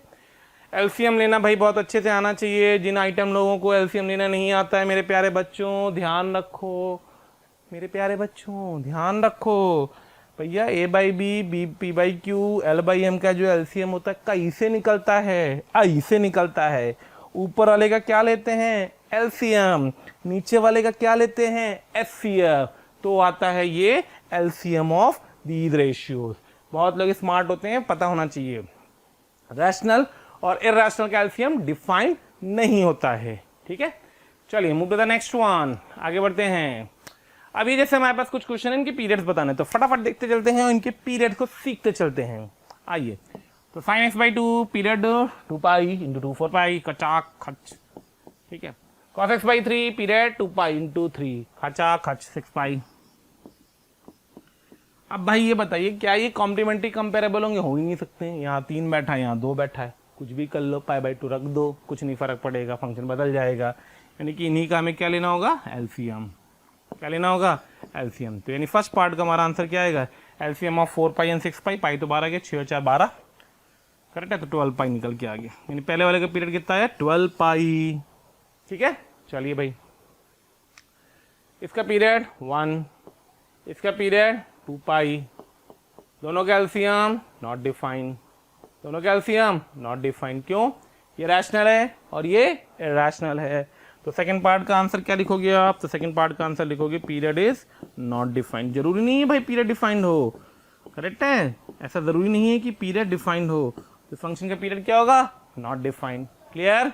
चलिए भाई, cos x into cos 3x। आइए भाई, तो अगर हमने यहाँ पे देखा तो cos x का पीरियड कितना आएगा, cos x का पीरियड आएगा 2 पाई, cos 3x का पीरियड कितना आएगा, cos 3x का पीरियड आएगा 2 पाई बाई 3, करेक्ट है, 2 पाई बाई 3 पाई बन। इन दोनों का क्या ले रहे हैं हम, एलसीएम। इन दोनों क्या ले रहे हैं, एलसीएम। तो ऊपर वाले क्या लेंगे, एलसीएम, ये चले क्या लेंगे, एचसीएफ। अल्टीमेटली आंसर 2 पाई। लेकिन मेरे प्यारे बच्चों ये चीज़ ध्यान रखना, मैं फिर से बोल रहा हूँ कि ये जो पीरियड आप निकाल रहे हो ये जरूरी नहीं है फंडामेंटल हो। इसका जो फंडामेंटल पीरियड होगा, fundamental period of the function जो होगा वो बेसिकली होता है 2 पाई बाई एन। अब आप क्या करोगे, एन मतलब एक इंटीजर, अब आप क्या करोगे, एन की जो भी एन आएगा, एन क्या है यहाँ पे, पॉजिटिव इंटीजर को रिप्रेजेंट कर रहा है, आई प्लस को, तो आप क्या करोगे, अब आप सारे पॉजिटिव इंटीजर रख करके चेक करो कोई ऐसी वैल्यू तो नहीं जिससे कम में इसको सेटिस्फाई कर जाए। जैसे 2 पाई के अगला आएगा पाई, फिर आएगा 2π/3 एंड सो ऑन। तो आप चेक करोगे तो n = 2 पे इसका पीरियड पाई आएगा।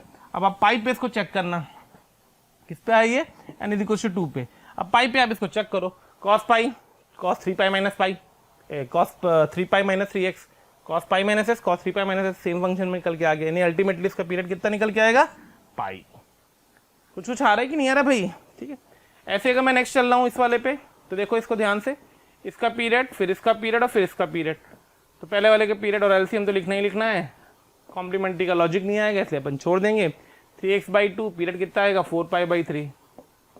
दूसरे वाले कितना आएगा, cos x/3 पीरियड आएगा 6π।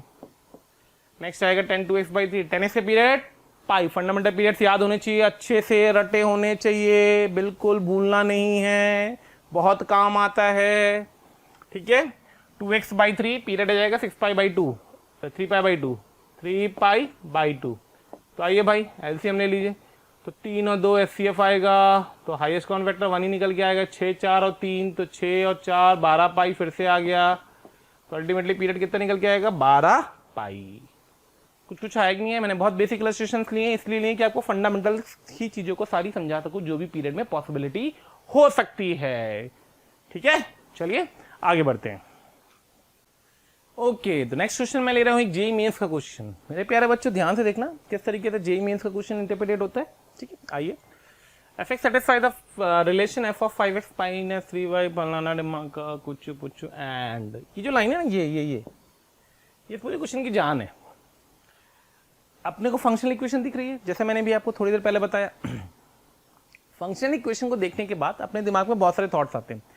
अब जो मैं आर्टिकल बताने जा रहा हूँ, आप ये मत सोचें सर आपने अभी पढ़ाया नहीं और आप बता रहे हो, क्योंकि मैं आपको किसी भी चैप्टर में कोई भी आर्टिकल यूज कर सकता हूँ, ये ध्यान रखना है, क्योंकि हम लोग क्रैश कोर्स जो पढ़ रहे हैं, रिवीजन क्रैश कोर्स पढ़ रहे हैं और कंसेप्ट सारे कवर करते हुए पढ़ेंगे, बस ये ध्यान रखना है, ठीक है। तो हो सकता है कि कोई ऐसा चैप्टर हो जो जिसमें मैं कोई दूसरा चैप्टर यूज कर लूँ, ठीक है, बिना उसको अभी कवर करे, ठीक है। आइए, तो ये जो आत्मा बैठी हुई ना f' 0 = 2, ये इस बात को चिल्लाई कि जो फंक्शनल इक्वेशन लिखी है डिफरेंशिएबल फंक्शनल इक्वेशन है, ठीक है। तो if A functional equation is differentiable, जो हम लोग बोलते हैं if A functional equation differentiable, if A functional equation differentiable, तो हम कैसे इसको इंटरप्रेट करते हैं, तो हम इसको पार्शियली डिफरेंशिएट कर देते हैं। क्या कर देते हैं, partially differentiate.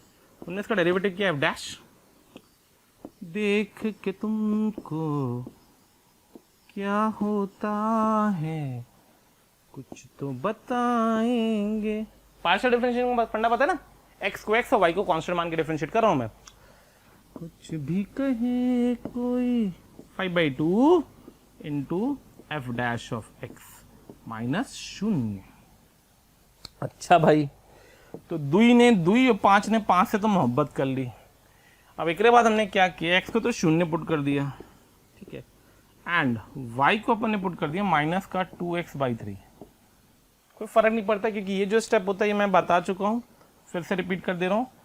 Partially differentiate approach अगर आप यूज कर रहे हैं फंक्शनल इक्वेशन को सॉल्व करने के लिए, तो आपको एक चीज ध्यान रखनी बेटा, कि इसका जो ये वाला स्टेप आता है, इस स्टेप में दिमाग आपका चलना है कि किस तरीके से, इसका लॉजिक मैं बता देता हूँ बेसिक।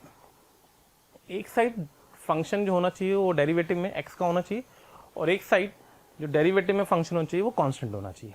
तो कांस्टेंट बनाने के लिए मैंने इसको 0 रख दिया।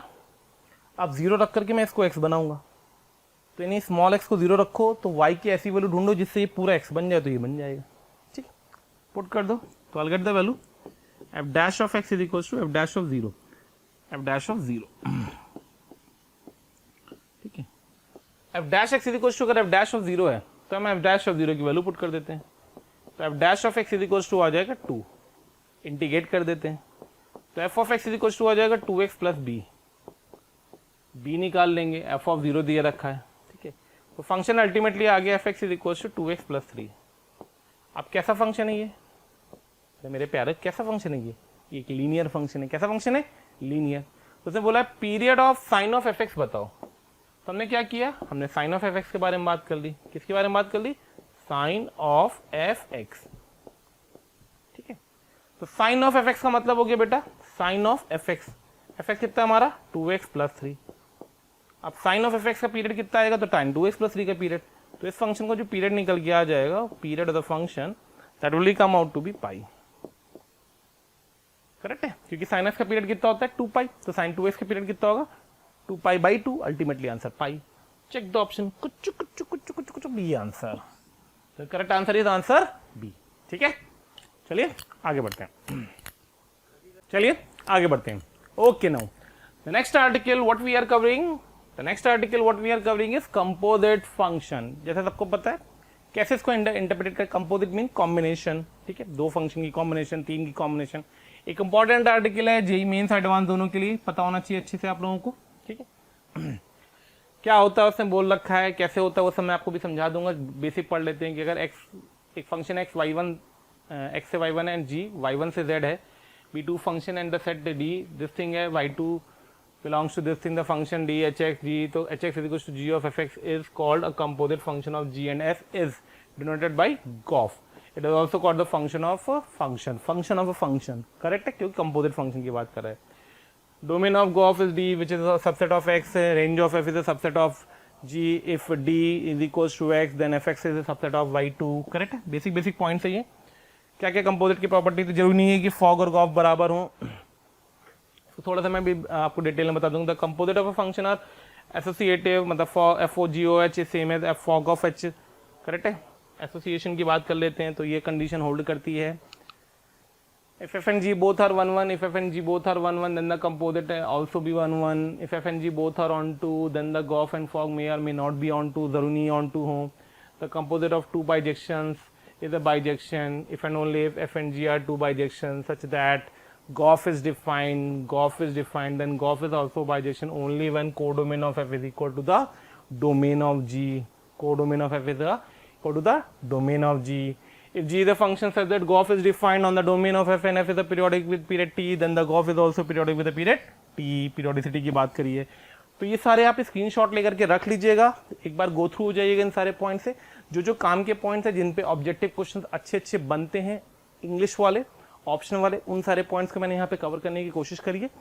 ठीक है, gof G is also the period of T as the period of with the range of F is a subset of 0 से T, then the T is the period of gof. ये छोटे छोटे पॉइंट्स इनको ध्यान रखिएगा। ठीक है, अब जैसे मैं क्वेश्चन स्टार्ट करने से पहले आपको एक छोटी सी चीज समझा देता हूँ। होता क्या है वो समझना, हम लोग कैसे कंपोजिट को डिफाइन करते हैं वो समझना। कंपोजिट को हम लोग इस तरीके से दो कैमरे के कंसेप्ट के से डिफाइन कर लेते हैं कि अगर यहाँ पे एक एफ था तो ये एक्स जाएगा, बाहर एफ एक्स आएगा। ठीक है, यहाँ पे एक जी था, ठीक है, तो अंदर जाकर के जी ऑफ एफ एक्स बाहर आएगा। तो अब देखो जरा तमीज से सोचना, कंसेप्चुअली इसको सोचना, तो ये भाई साहब बाहर कब आएंगे, जब इसके अंदर जाने वाले लोग काम क्या होंगे। यानी अगर एक function A to B defined है, एक फंक्शन अगर बी ए से बी डिफाइंड है और एक फंक्शन सी से डी डिफाइंड है, तो ये कंपोजिट कब बनेगा।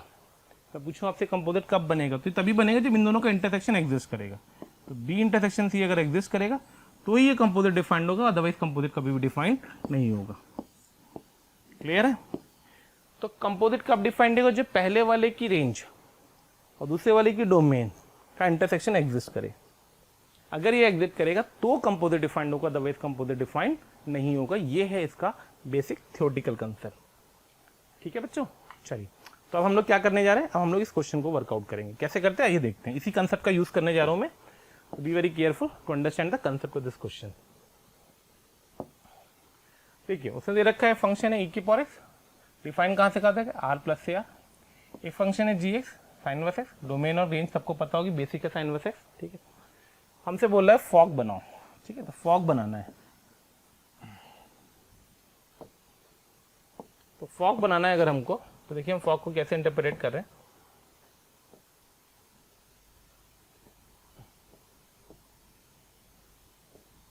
हाँ भाई, फॉग बनाना है। ठीक है, क्या बनेगा उसके में बात नहीं करनी। फॉग में पहले में बैठेगा एफ। ठीक है, फॉग मतलब जी एफ ऑफ जी एक्स, तो पहले बैठेगा जी।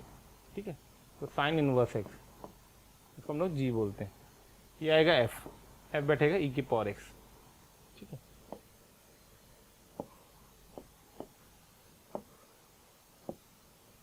एफ बैठेगा ई की पावर एक्स। ठीक है, इसको हमने बोल दिया एफ। जी की डोमेन कहां से कहां तक है, -1 से 1। रेंज कहां से कहां तक है, -π/2 से π/2।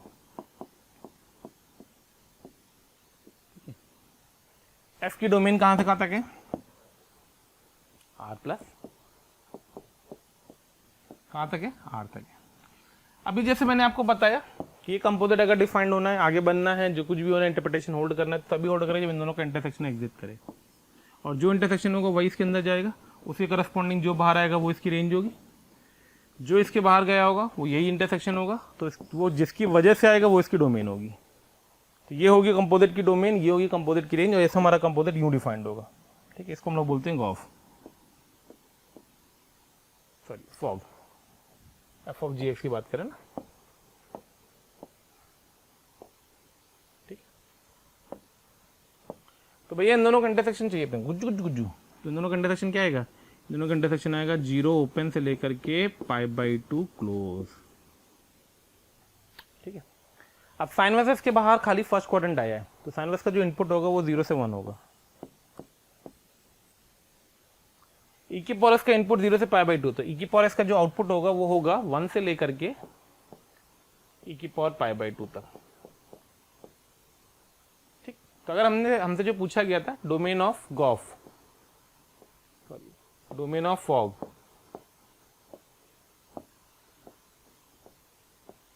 तो डोमेन ऑफ फॉग क्या होगा, तो डोमेन ऑफ फॉग हो जाएगा ओपन ब्रैकेट 0 से 1 क्लोज, और रेंज ऑफ फॉग क्या होगा, तो ये रेंज ऑफ फॉग हो जाएगी, that will be equal to open bracket 1 से ई की पावर π/2।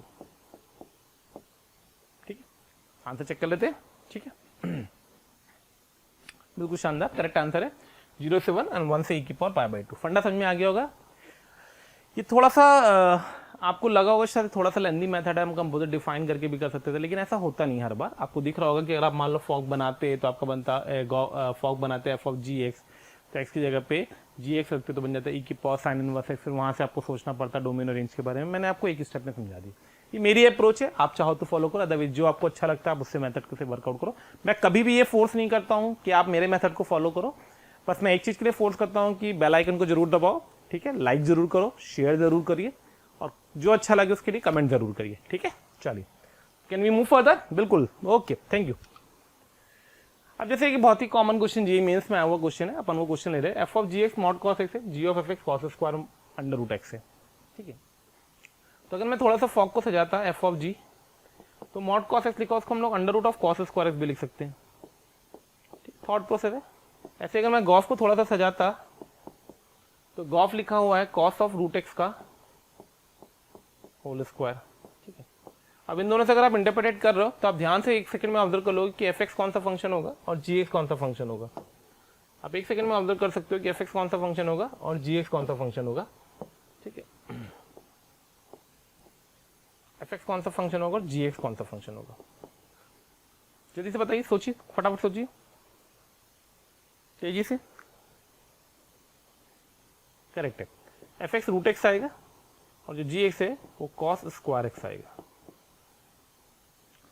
अब ये फंक्शन कैसा है, अपीरियोडिक, ये फंक्शन कैसा है aperiodic, F x is a periodic function, sorry ये फंक्शन कैसा है पीरियोडिक, इसका पीरियड कितना आएगा, इसका पीरियड पाई आएगा, इसका पीरियड कैसा आएगा, अपीरियोडिक फंक्शन होगा, अपीरियोडिक। तो F x is periodic, non periodic बोल सकते हैं, aperiodic function, and G X is a periodic function, both है दिस, तो आंसर बी आना चाहिए इसका भी। ठीक है, आंसर चेक करो मैं, करेक्ट है। तो ये ऐसे क्वेश्चन भी जेईई मेंस में आते हैं। मैं बार बार आप लोगों से बोल रहा हूँ, please focus on that particular part, how to get the fast answer, how to get the fast answer instead of thinking कि we are getting the answer. हमें आंसर मिल रहा है, इससे ज्यादा हमें इस बात पे फोकस करना है जल्दी कैसे मिल रहा है अब फिलहाल, अगर हम फरवरी को अपना टारगेट बना करके चल रहे हैं तो। ठीक है बच्चों, चलो नेक्स्ट आर्टिकल अपने पास आता है इनवर्स ऑफ अ फंक्शन। क्या आता है, inverse of a function. Important article है ये भी, ऐसा नहीं बोलूंगा नहीं इंपॉर्टेंट है। Inverse of a function is again an important article, अच्छे से पता होना चाहिए अपने को। ठीक है, कौन सा फंक्शन इन्वर्टेबल होता है इसकी बात हम लोगों ने पहले कर ली थी। वो फंक्शन, सारे फंक्शन इन्वर्टेबल होते हैं बेटा जो कैसे होते हैं, कैसे फंक्शन होते हैं, 1 1 एंड ऑन टू, या मैं बोलूं बाइजेक्टिव। तो कैसे फंक्शन हमारे इन्वर्टेबल फंक्शन होते हैं, तो हमारे वो फंक्शन इन्वर्टेबल फंक्शन होते हैं जो 1 1 एंड ऑन टू होते हैं, जिनको हम बाइजेक्टिव बोलते हैं। वही लिखा हुआ उसने कि अगर कोई फंक्शन एफ था ए से B, be a function, then f is invertible if and only if there is a function g, correct, b to a such that Goff is an identity function on a, Goff is an identity function on a, and fog is an identity function on b. Then g is called the inverse of f and is denoted by f inverse. Fog अगर identity है, Gauff अगर identity function है, तो हम बोल सकते हैं कि एक दूसरा फंक्शन होगा, पहले का क्या होगा, इनवर्स फंक्शन होगा, ठीक है। For a function to be invertible it must be a bijective, जैसे कि हम लोगों ने बात कर रखी है, ठीक है। ऑब्वियसली बात है, कोई फंक्शन अगर इन्वर्टेबल होगा तो उसका एक यूनिक इनवर्स ही आता है, ठीक है। सब पढ़ा हुआ है, इसलिए मैं टाइम नहीं वेस्ट करूँ। Inverse of an even function is not defined, inverse of an even function is not defined. किसी भी इवन फंक्शन का इनवर्स डिफाइंड नहीं होता, क्योंकि वो मैनी वन होता है, इसलिए इनवर्स डिफाइंड नहीं कर सकते उसको। Properties of the inverse function important. The graph of the f and g are the mirror images of each other in the line y is equals to x, correct? For example, a की power x log ax, ये दोनों function कैसे हैं, शायद मैंने graph दे रखा होगा इसका, लेट मी चेक। ओके, तो ये जो फंक्शंस होते हैं इनवर्स वाले, वो हमेशा एक दूसरे के मिरर इमेजेस होते हैं with respect to the line y is equals to x। कैसे होते हैं कि जैसे अगर अपन ने ln x का ग्राफ ले रखा है, तो जो इसका इमेज आएगी वो e की पावर x आएगी, और ये दोनों आपस में कैसे हैं, एक दूसरे की मिरर इमेज है इसके अबाउट, किस लाइन के about, y equals to x के अबाउट। तो जितने भी इन्वर्टेबल फंक्शंस होते हैं बेटा, वो सारे फंक्शन क्या होते हैं, मिरर इमेजेस होते हैं with respect to the line y equals to x।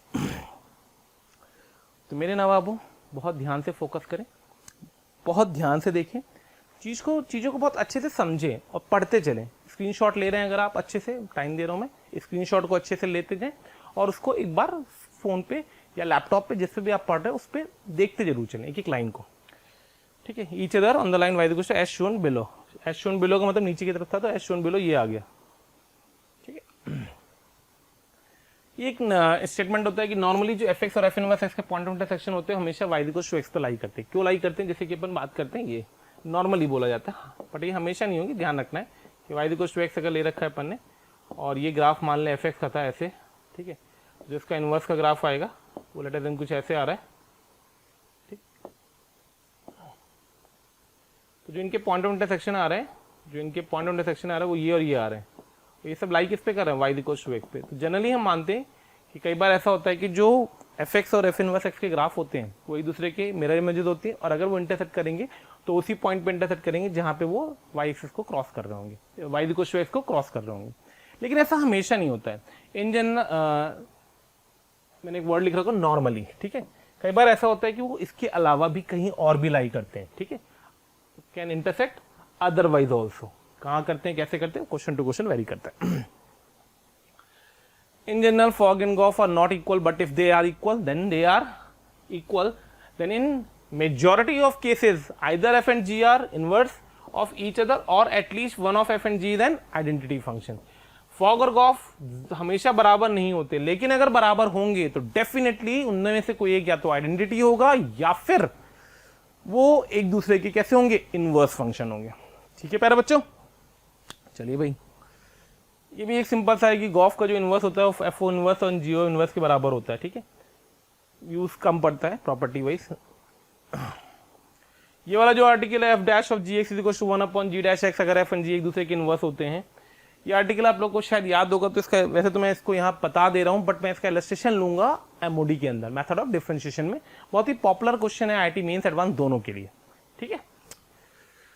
अब जैसे कि मैंने एक बहुत ही सिंपल सा क्वेश्चन लिया, find the number of solution of F x equals to f inverse x. Function दे रखे एक्स स्क्वायर प्लस 2x, तो अगर मैं ग्राफिकली इसको इंटरप्रेट कर लूँ, चाहो तो ना इंटरप्रेट करो, तो जो इसके सोल्यूशन होते हैं वही सोल्यूशन होते हैं F x equals to X के भी, ठीक है, वही सोल्यूशन होते हैं F inverse X equals to X के भी।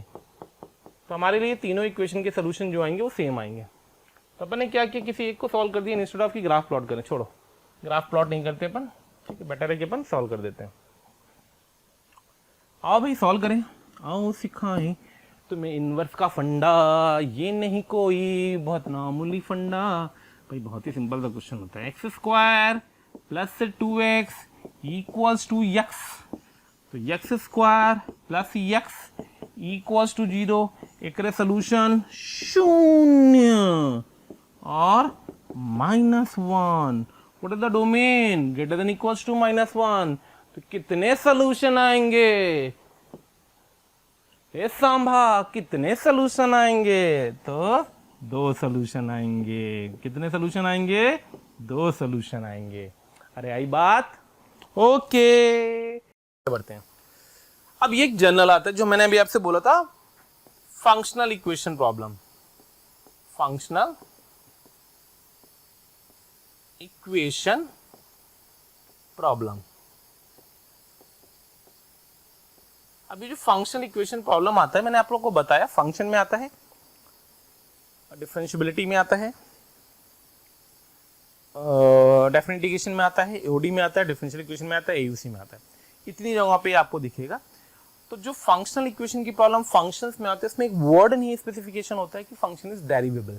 और अगर वो स्पेसिफिकेशन नहीं है कि फंक्शन इज डेरिवेबल या एफ डैश की वैल्यू नहीं गिवन है, तो ये आर्टिकल कुछ इस टाइप पे बेस्ड होता है कि वहां पे मैं कुछ सब्स्टिट्यूशन करना पड़ता है, कुछ मैनिपुलेशन करना पड़ता है, कुछ पॉइंट्स हम रखते हैं, उससे हम इंटरप्रेट करते हैं। तो कुछ बेसिक मैंने एग्जांपल्स दे दिए आपको कि अगर कभी भी ऐसी फंक्शन इक्वेशन दिख रही है कि F of X Y equals to F x into F x plus F Y है, तो जो नॉर्मली फंक्शन होता है उसका नेचर होता है के एल एन एक्स या फिर फंक्शन जीरो होता है।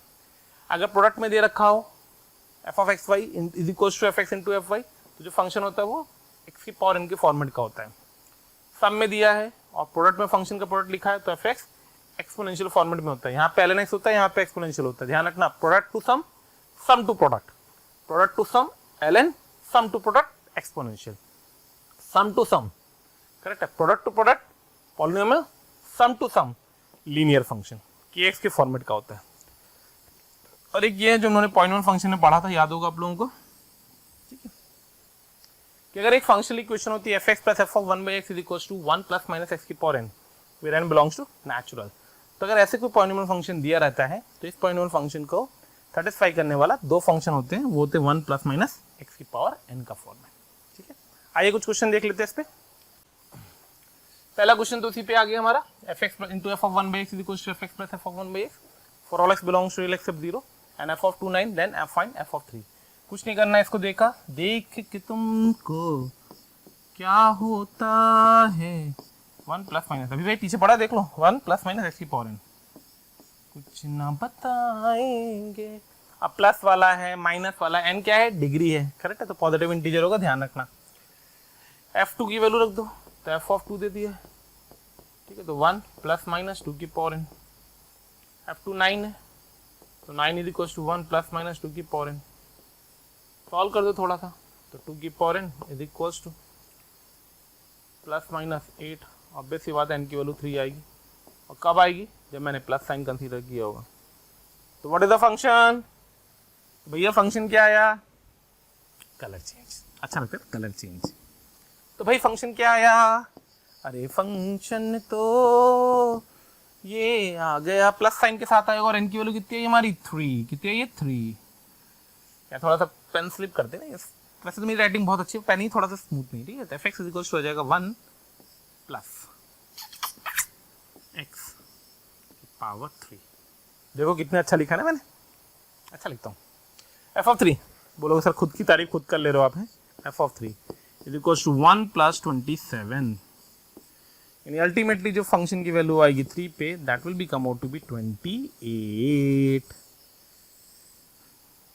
अरे आया, ये मेंस का ही क्वेश्चन है, अबे आया था पिछले साल या इस साल, मतलब 2020 या 2019 के किसी ऑनलाइन पेपर में आया था। भाई देखो ऑनलाइन पेपर है, 30 क्वेश्चन आने हैं, 25 हमें करने हैं, फंक्शन श्योर आएगा, किससे आएगा वो नहीं पता, तो इसलिए हम कोई भी आर्टिकल स्किप नहीं करने की सिचुएशन में है, एटलीस्ट फंक्शन के अंदर। हाँ बहुत टफ क्वेश्चन अपन नहीं कर रहे हैं, नीड ही नहीं है, आएंगे नहीं इतने हैवी क्वेश्चन, बट अच्छे क्वेश्चन आते हैं। तो आप इसको कंप्लीट करने के बाद, जैसा मैं बार बार बोल रहा हूँ कि आप इसको कंप्लीट करने के बाद, इस लेक्चर को अगर आप देख रहे हैं तो देखने के तुरंत बाद आप इसको लाइक करेंगे, शेयर करेंगे, बेल आइकन दबाएंगे और सब चैनल को सब्सक्राइब करेंगे, पहली चीज। दूसरी चीज, कल के लेक्चर के लिए जितने भी दोस्त हैं उन सबको लेकर के यहाँ पे आएंगे, करेक्ट है, चैनल पे कलेक्ट होंगे, क्योंकि ये सबके फायदे के लिए कोर्स है, जो भी कोर्स अपन ये लॉन्च कर रहे हैं, ठीक। इसके बाद ये तो हो गई अपनी बातें, अब बात ये पढ़ाई से रिलेटेड बातें। टारगेट हमारा फरवरी है, टाइम बहुत कम है, सबको पता है। तो आपको क्या करना है, सिलेबस को खत्म होने के बाद, इस लेक्चर को देखने के बाद आप बेसिकली किन क्वेश्चन पे फोकस करिए, तो बेसिकली फोकस करिए प्रीवियस ईयर के क्वेश्चंस पे। जितने भी जेईई मेंस के प्रीवियस ईयर के क्वेश्चंस हैं उनको मैक्सिमम करने की कोशिश करिए। नहीं कर सकते तो भैया 2019 के सारे पेपर और 2020 के ऑनलाइन के तो सारे पेपर कर ही डालना, जितने भी आए थे, ठीक है। चलिए आगे बढ़ते हैं। नेक्स्ट हमारा ये क्वेश्चन है, ये भी जेईई मेंस का आया हुआ क्वेश्चन है। Let the function F is 0 to 1 to r, defined by fx is equals to 4 की power x upon 4 की power x plus 2, then the value of 1 by 40, 2 by 40, 3 by 40, 39 by 40 minus f of 1 by 2। भाई जरा इसको देखो, फिर इसको देखो, देखो गुरु कुछ कुछ होता है। अगर मैं इसको अल्फा लिख दूं तो देखो ये 1 माइनस अल्फा लिखो, कुछ कुछ कुछ। हाँ सर बात तो सही कही आपने। ऐसे इसको घूरना तो इसके जो पीछे बैठा होगा उसका नाम होगा 38/40, वो इसका डिफरेंस है। तो नहीं बेसिकली हमें क्या करना है, एफ ऑफ अल्फा और एफ ऑफ 1 माइनस अल्फा का सम निकालना है। तो वो इन दोनों का सम हो जाएगा कुछ कुछ कुछ, ऐसे इन दोनों का सम हो जाएगा कुछ कुछ कुछ। क्लियर हुआ? तो होता क्या है, जब हम ये सम निकाल लेंगे ना, तो ध्यान से समझना अभी लिखने से पहले, जब हम इस सम को निकाल लेंगे बेटा तो हमारे पास एक चीज आएगी। क्या चीज आएगी वो? देखो एफ ऑफ 1/40 आएगा, बिल्कुल आएगा। फिर एफ ऑफ 39/40 आएगा। मैं पेयरिंग कर ही देता हूँ, पहले मैं सोचा था डायरेक्ट करने का, बट ठीक है सीखो। अगला पेयर क्या बनेगा?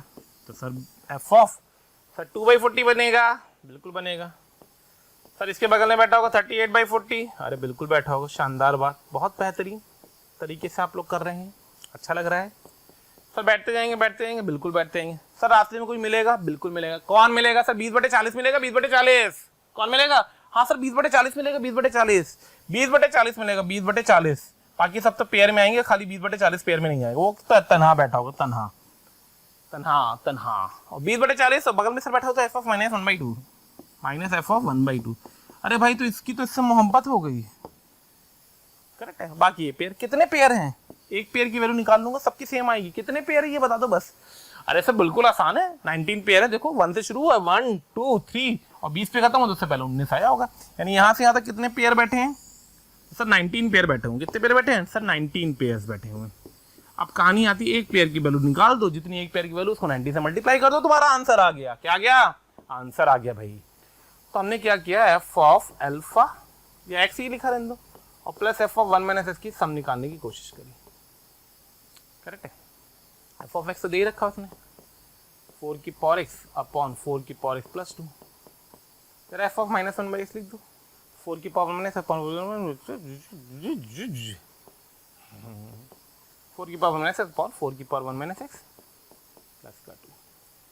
भैया मेरी कैलकुलेशन पे फोकस करो, ये मत सोचो सर कितनी जल्दी पढ़ा रहे हो। अगर आपको लग रहा हो कि मैं जल्दी पढ़ा रहा हूँ, मैं जल्दी नहीं पढ़ा रहा हूँ, आप स्लो पढ़ रहे हो आज तक। लोग आप लोग को जो पढ़ाया जाता है ना, मैं उसके लिए कोई कमेंट नहीं करना चाह रहा हूँ, बट बोलने का जरूर चाह रहा हूँ कि भाई साहब जो लोग पढ़ा रहे हैं ऑनलाइन में, उनको ये नहीं पता है कि वो क्यों पढ़ा रहे हैं। अरे भैया पेपर भी तो दिलाना है कि खाली बच्चों का सिलेबस ही खत्म करना है। तो भाई पेपर दिलाना है तो 25 क्वेश्चन अगर हमें करने हैं तो कम से कम इतनी स्पीड तो हमारी बना दो कि हम 20 अटेम्प्ट कर लें वहाँ अच्छे से। सही अटेम्प्ट मीन्स सही कर लें। अब करते हम कुछ नहीं पाते, सिलेबस हमें सब आता है लेकिन हमारी स्पीड बहुत कम है। ठीक है, तो थोड़ी थोड़ी चीज़ों पे ध्यान दें। ठीक, इसको थोड़ा सा यहाँ नीचे सॉल्व कर देता हूँ मैं। तो ये तो सेम रहेगा, 4 की पावर एक्स वाला पार्ट, नीचे आएगा 4 की पावर एक्स प्लस 2 वाला पार्ट, इस साइड पे चलेगा। एलसीएम लेंगे, देखो 4 की पावर माइनस है, 4 माइनस है, 4 की पावर एक्स मल्टीप्लाई कर दो तो आ जाएगा 4/4 की पावर, एक 2 भी बाहर ले लो तो आ जाएगा 2/4 की पावर एक्स प्लस 2। तो अल्टीमेटली इन दोनों का सम करोगे तो ये सम की वैल्यू आ जाएगी 1। ठीक है, किसके सम की वैल्यू 1 आ गई? जो अपन ने लिख रखा है, f of x plus F of 1 minus x के सम की वैल्यू कितनी आ गई? 1 के बराबर। अब अगर ये सम 1 आ गया है तो एक पेयर का सम कितना है? 1। कितने पेयर है? 19। अल्टीमेटली आंसर कितना आ जाएगा? 19। ऑप्शन है नहीं इंटीजर टाइप, तो आंसर 19 होगा। ठीक है, समझा? तो कभी भी इस टाइम का क्वेश्चन देखिए डरना नहीं है, घबराना नहीं है। सर कहाँ लिखा था, कैसे देखो भैया, इसमें ऑब्जर्व करा करो। कई बार जैसे मैंने यहाँ पे सम निकाला है, हो सकता है वो डिफरेंस लिख दे, हो सकता है वो यहाँ पे x plus F of 1/x लिख दे जो अपन ने पीछे किया था, या F of x minus f of 1/x को इंटरप्रेट करा दे, कुछ भी करवा सकता, ध्यान रखना। नेक्स्ट क्वेश्चन हमारे पास है ये वाला। एक पॉलिनोमियल फंक्शन दे रखा है px is equal to this thing, be a polynomial function such that p11 p28 p327 p464। ठीक है, देन फाइंड द रिमाइंडर। भाई देखो ये भी जेईई मेंस का क्वेश्चन है। बहुत क्वेश्चन तो नहीं ले पाया मैं, पर जितने भी ले सकता उतने ने कोशिश करी सारे आर्टिकल को कवर करते हुए। ऐसे क्वेश्चन का तरीका क्या होता है, हम इनको घूरते हैं। पर इसको सॉल्व करने का एक तरीका है कि आप पॉलिनोमियल दे रखी वैल्यू पुट करो, एक अननोन, 2 3 4 अननोन, 4 इक्वेशन सॉल्व करो। जय श्री राम, भगवान का नाम लेकर के चलते चले जा रहे। अरे भाई ऐसे थोड़ी होता है कि अपने भगवान का नाम ले लिया करते चले जा रहे, आपका होता चला जाएगा। तो हम इसको कंसेप्ट में क्या करा जाता है, घूरा जाता है, घूरा। P1 1, P2 8, P3 27, P4 64। अरे 64 कुछ होता है 4 की पावर में, अरे 27, अरे 27 भी होता है कुछ 3 की पावर में, अरे 8, अरे 8 भी होता है कुछ 2 की पावर में। तो भैया यहाँ से तो हमें ये दिख गया कि जो px था वो x क्यूब के बराबर था, जिसके 4 सोल्यूशन हैं, 1 2 3 और 4। बहुत बेहतरीन बात भाई। तो यहाँ से हमने क्या किया, हमने px माइनस एक्स क्यूब के 4 फैक्टर लिख दिए, x minus 1, x minus 2, x minus 3 और भाई आ गया x माइनस 4। ओके भाई, अब जो px था उसका लीडिंग कोफिशिएंट देखो 1 था, और यहाँ पे भी x की पावर 4 तो उसका लीडिंग कोफिशिएंट 1 बना दिया। लो भैया px आ गया। अरे वाह भाई, क्या बेहतरीन बात हुई, px आ गया। x minus 1, x minus 2, x minus 3, x minus 4 plus का x क्यूब। ठीक है, वैल्यू किसकी पूछी है, p ऑफ 10 की। भैया p ऑफ 10 तो 9 into 8 into 7 into 6 plus 1000। Solve कर लो भाई, कितनी वैल्यू आती है इसकी। तो यहाँ से p ऑफ 10 की वैल्यू जो आएगी उसको इंटरप्रेट कर लो, उसने बोला है डिवाइडेड बाई 10, तो रिमाइंडर बताना है। तो p ऑफ 10 की वैल्यू कितनी आ रही है अपनी, 4024, 4024। उसने पूछा फाइंड द रिमाइंडर, तो इसको अगर मैंने 10 से डिवाइड किया तो रिमाइंडर क्या बचेगा, 4 बचेगा। तो रिमाइंडर कितना आया, 4 आया, 4 कितना आया, 4 आया, 4। ओके भाई, तो like and subscribe our channel. किसी तरीके का कोई भी आपको लगता है कि अपने को किसी इंप्रूवमेंट की नीड लगती है तो भी आप कमेंट बॉक्स में डाल के दें। जितने भी क्वेश्चन आर्टिकल वाइज मैंने कवर करने की कोशिश करी है, वो क्वेश्चंस ये नहीं बोलूँगा कि मोर देन सफिशिएंट है, बट सफिशिएंट है। इसको आप अच्छे से रिवाइज करिए। प्रीवियस अपने नोट्स, आपके पास जो भी नोट्स हैं उनको आप रिवाइज कर सकते हैं। क्रैश कोर्स को आप देख करके फिर क्वेश्चन पे वर्कआउट करें और क्वेश्चन से मैथ में प्रैक्टिस करें। कोशिश मेरी ये रहेगी कि मैं आप थोड़ी थ्योरी कम करूंगा और क्वेश्चंस पे ज़्यादा फोकस कराऊंगा आपको, नंबर ऑफ क्वेश्चंस अपन ज़्यादा अटेम्प्ट कर पाएँ। बट ज़्यादा के चक्कर में हड़बड़ाइएगा नहीं, घबराइएगा नहीं, बहुत तेज़ करने के चक्कर में मत पड़िएगा। बट हाँ, अपनी स्पीड ज़रूर इम्प्रूव करिए। ठीक है, चलिए, थैंक यू सो मच, कल फिर मिलते हैं। प्यारे बच्चों, आप सबका प्यार और स्नेह हमें जिस तरीके से मिल रहा है उसके अकॉर्डिंग कई बच्चे हमें कमेंट करते हैं कि सर इस टॉपिक पे वीडियो बनाइए, सर इस टॉपिक पे वीडियो बनाइए। आप लोग क्या करिए, आप हमारे चैनल पे बेल आइकन को दबाइए, जिससे जो भी नोटिफिकेशन हम अपने चैनल पे दे रहे हैं वो सारे नोटिफिकेशन आपको प्रॉपर्ली मिलते रहें। और फिर आप उसके अंदर जाकर के जो वीडियोस आपको दिए गए उन वीडियोस को एक बार जरूर देखें, क्योंकि कई बार ऐसा होता है जिस टॉपिक की आप डिमांड हमसे कर रहे होते हैं वो टॉपिक ऑलरेडी हमने डाला हुआ होता है किसमें, अपने वीडियोस में। तो आप जाकर के उस वीडियो को पूरी तरीके से देख सकते हैं। आपका जो भी हमें प्रेम और स्नेह मिल रहा है उससे मोशन की टीम बहुत ज्यादा काम करने के लिए उत्सुक हो चुकी है, और हम आपको इसी तरीके से, आप हमारे साथ लगे रहिए, अपना प्रेम और स्नेह हमें देते रहिए और हम आपके लिए मेहनत करते रहेंगे। Thank you so much.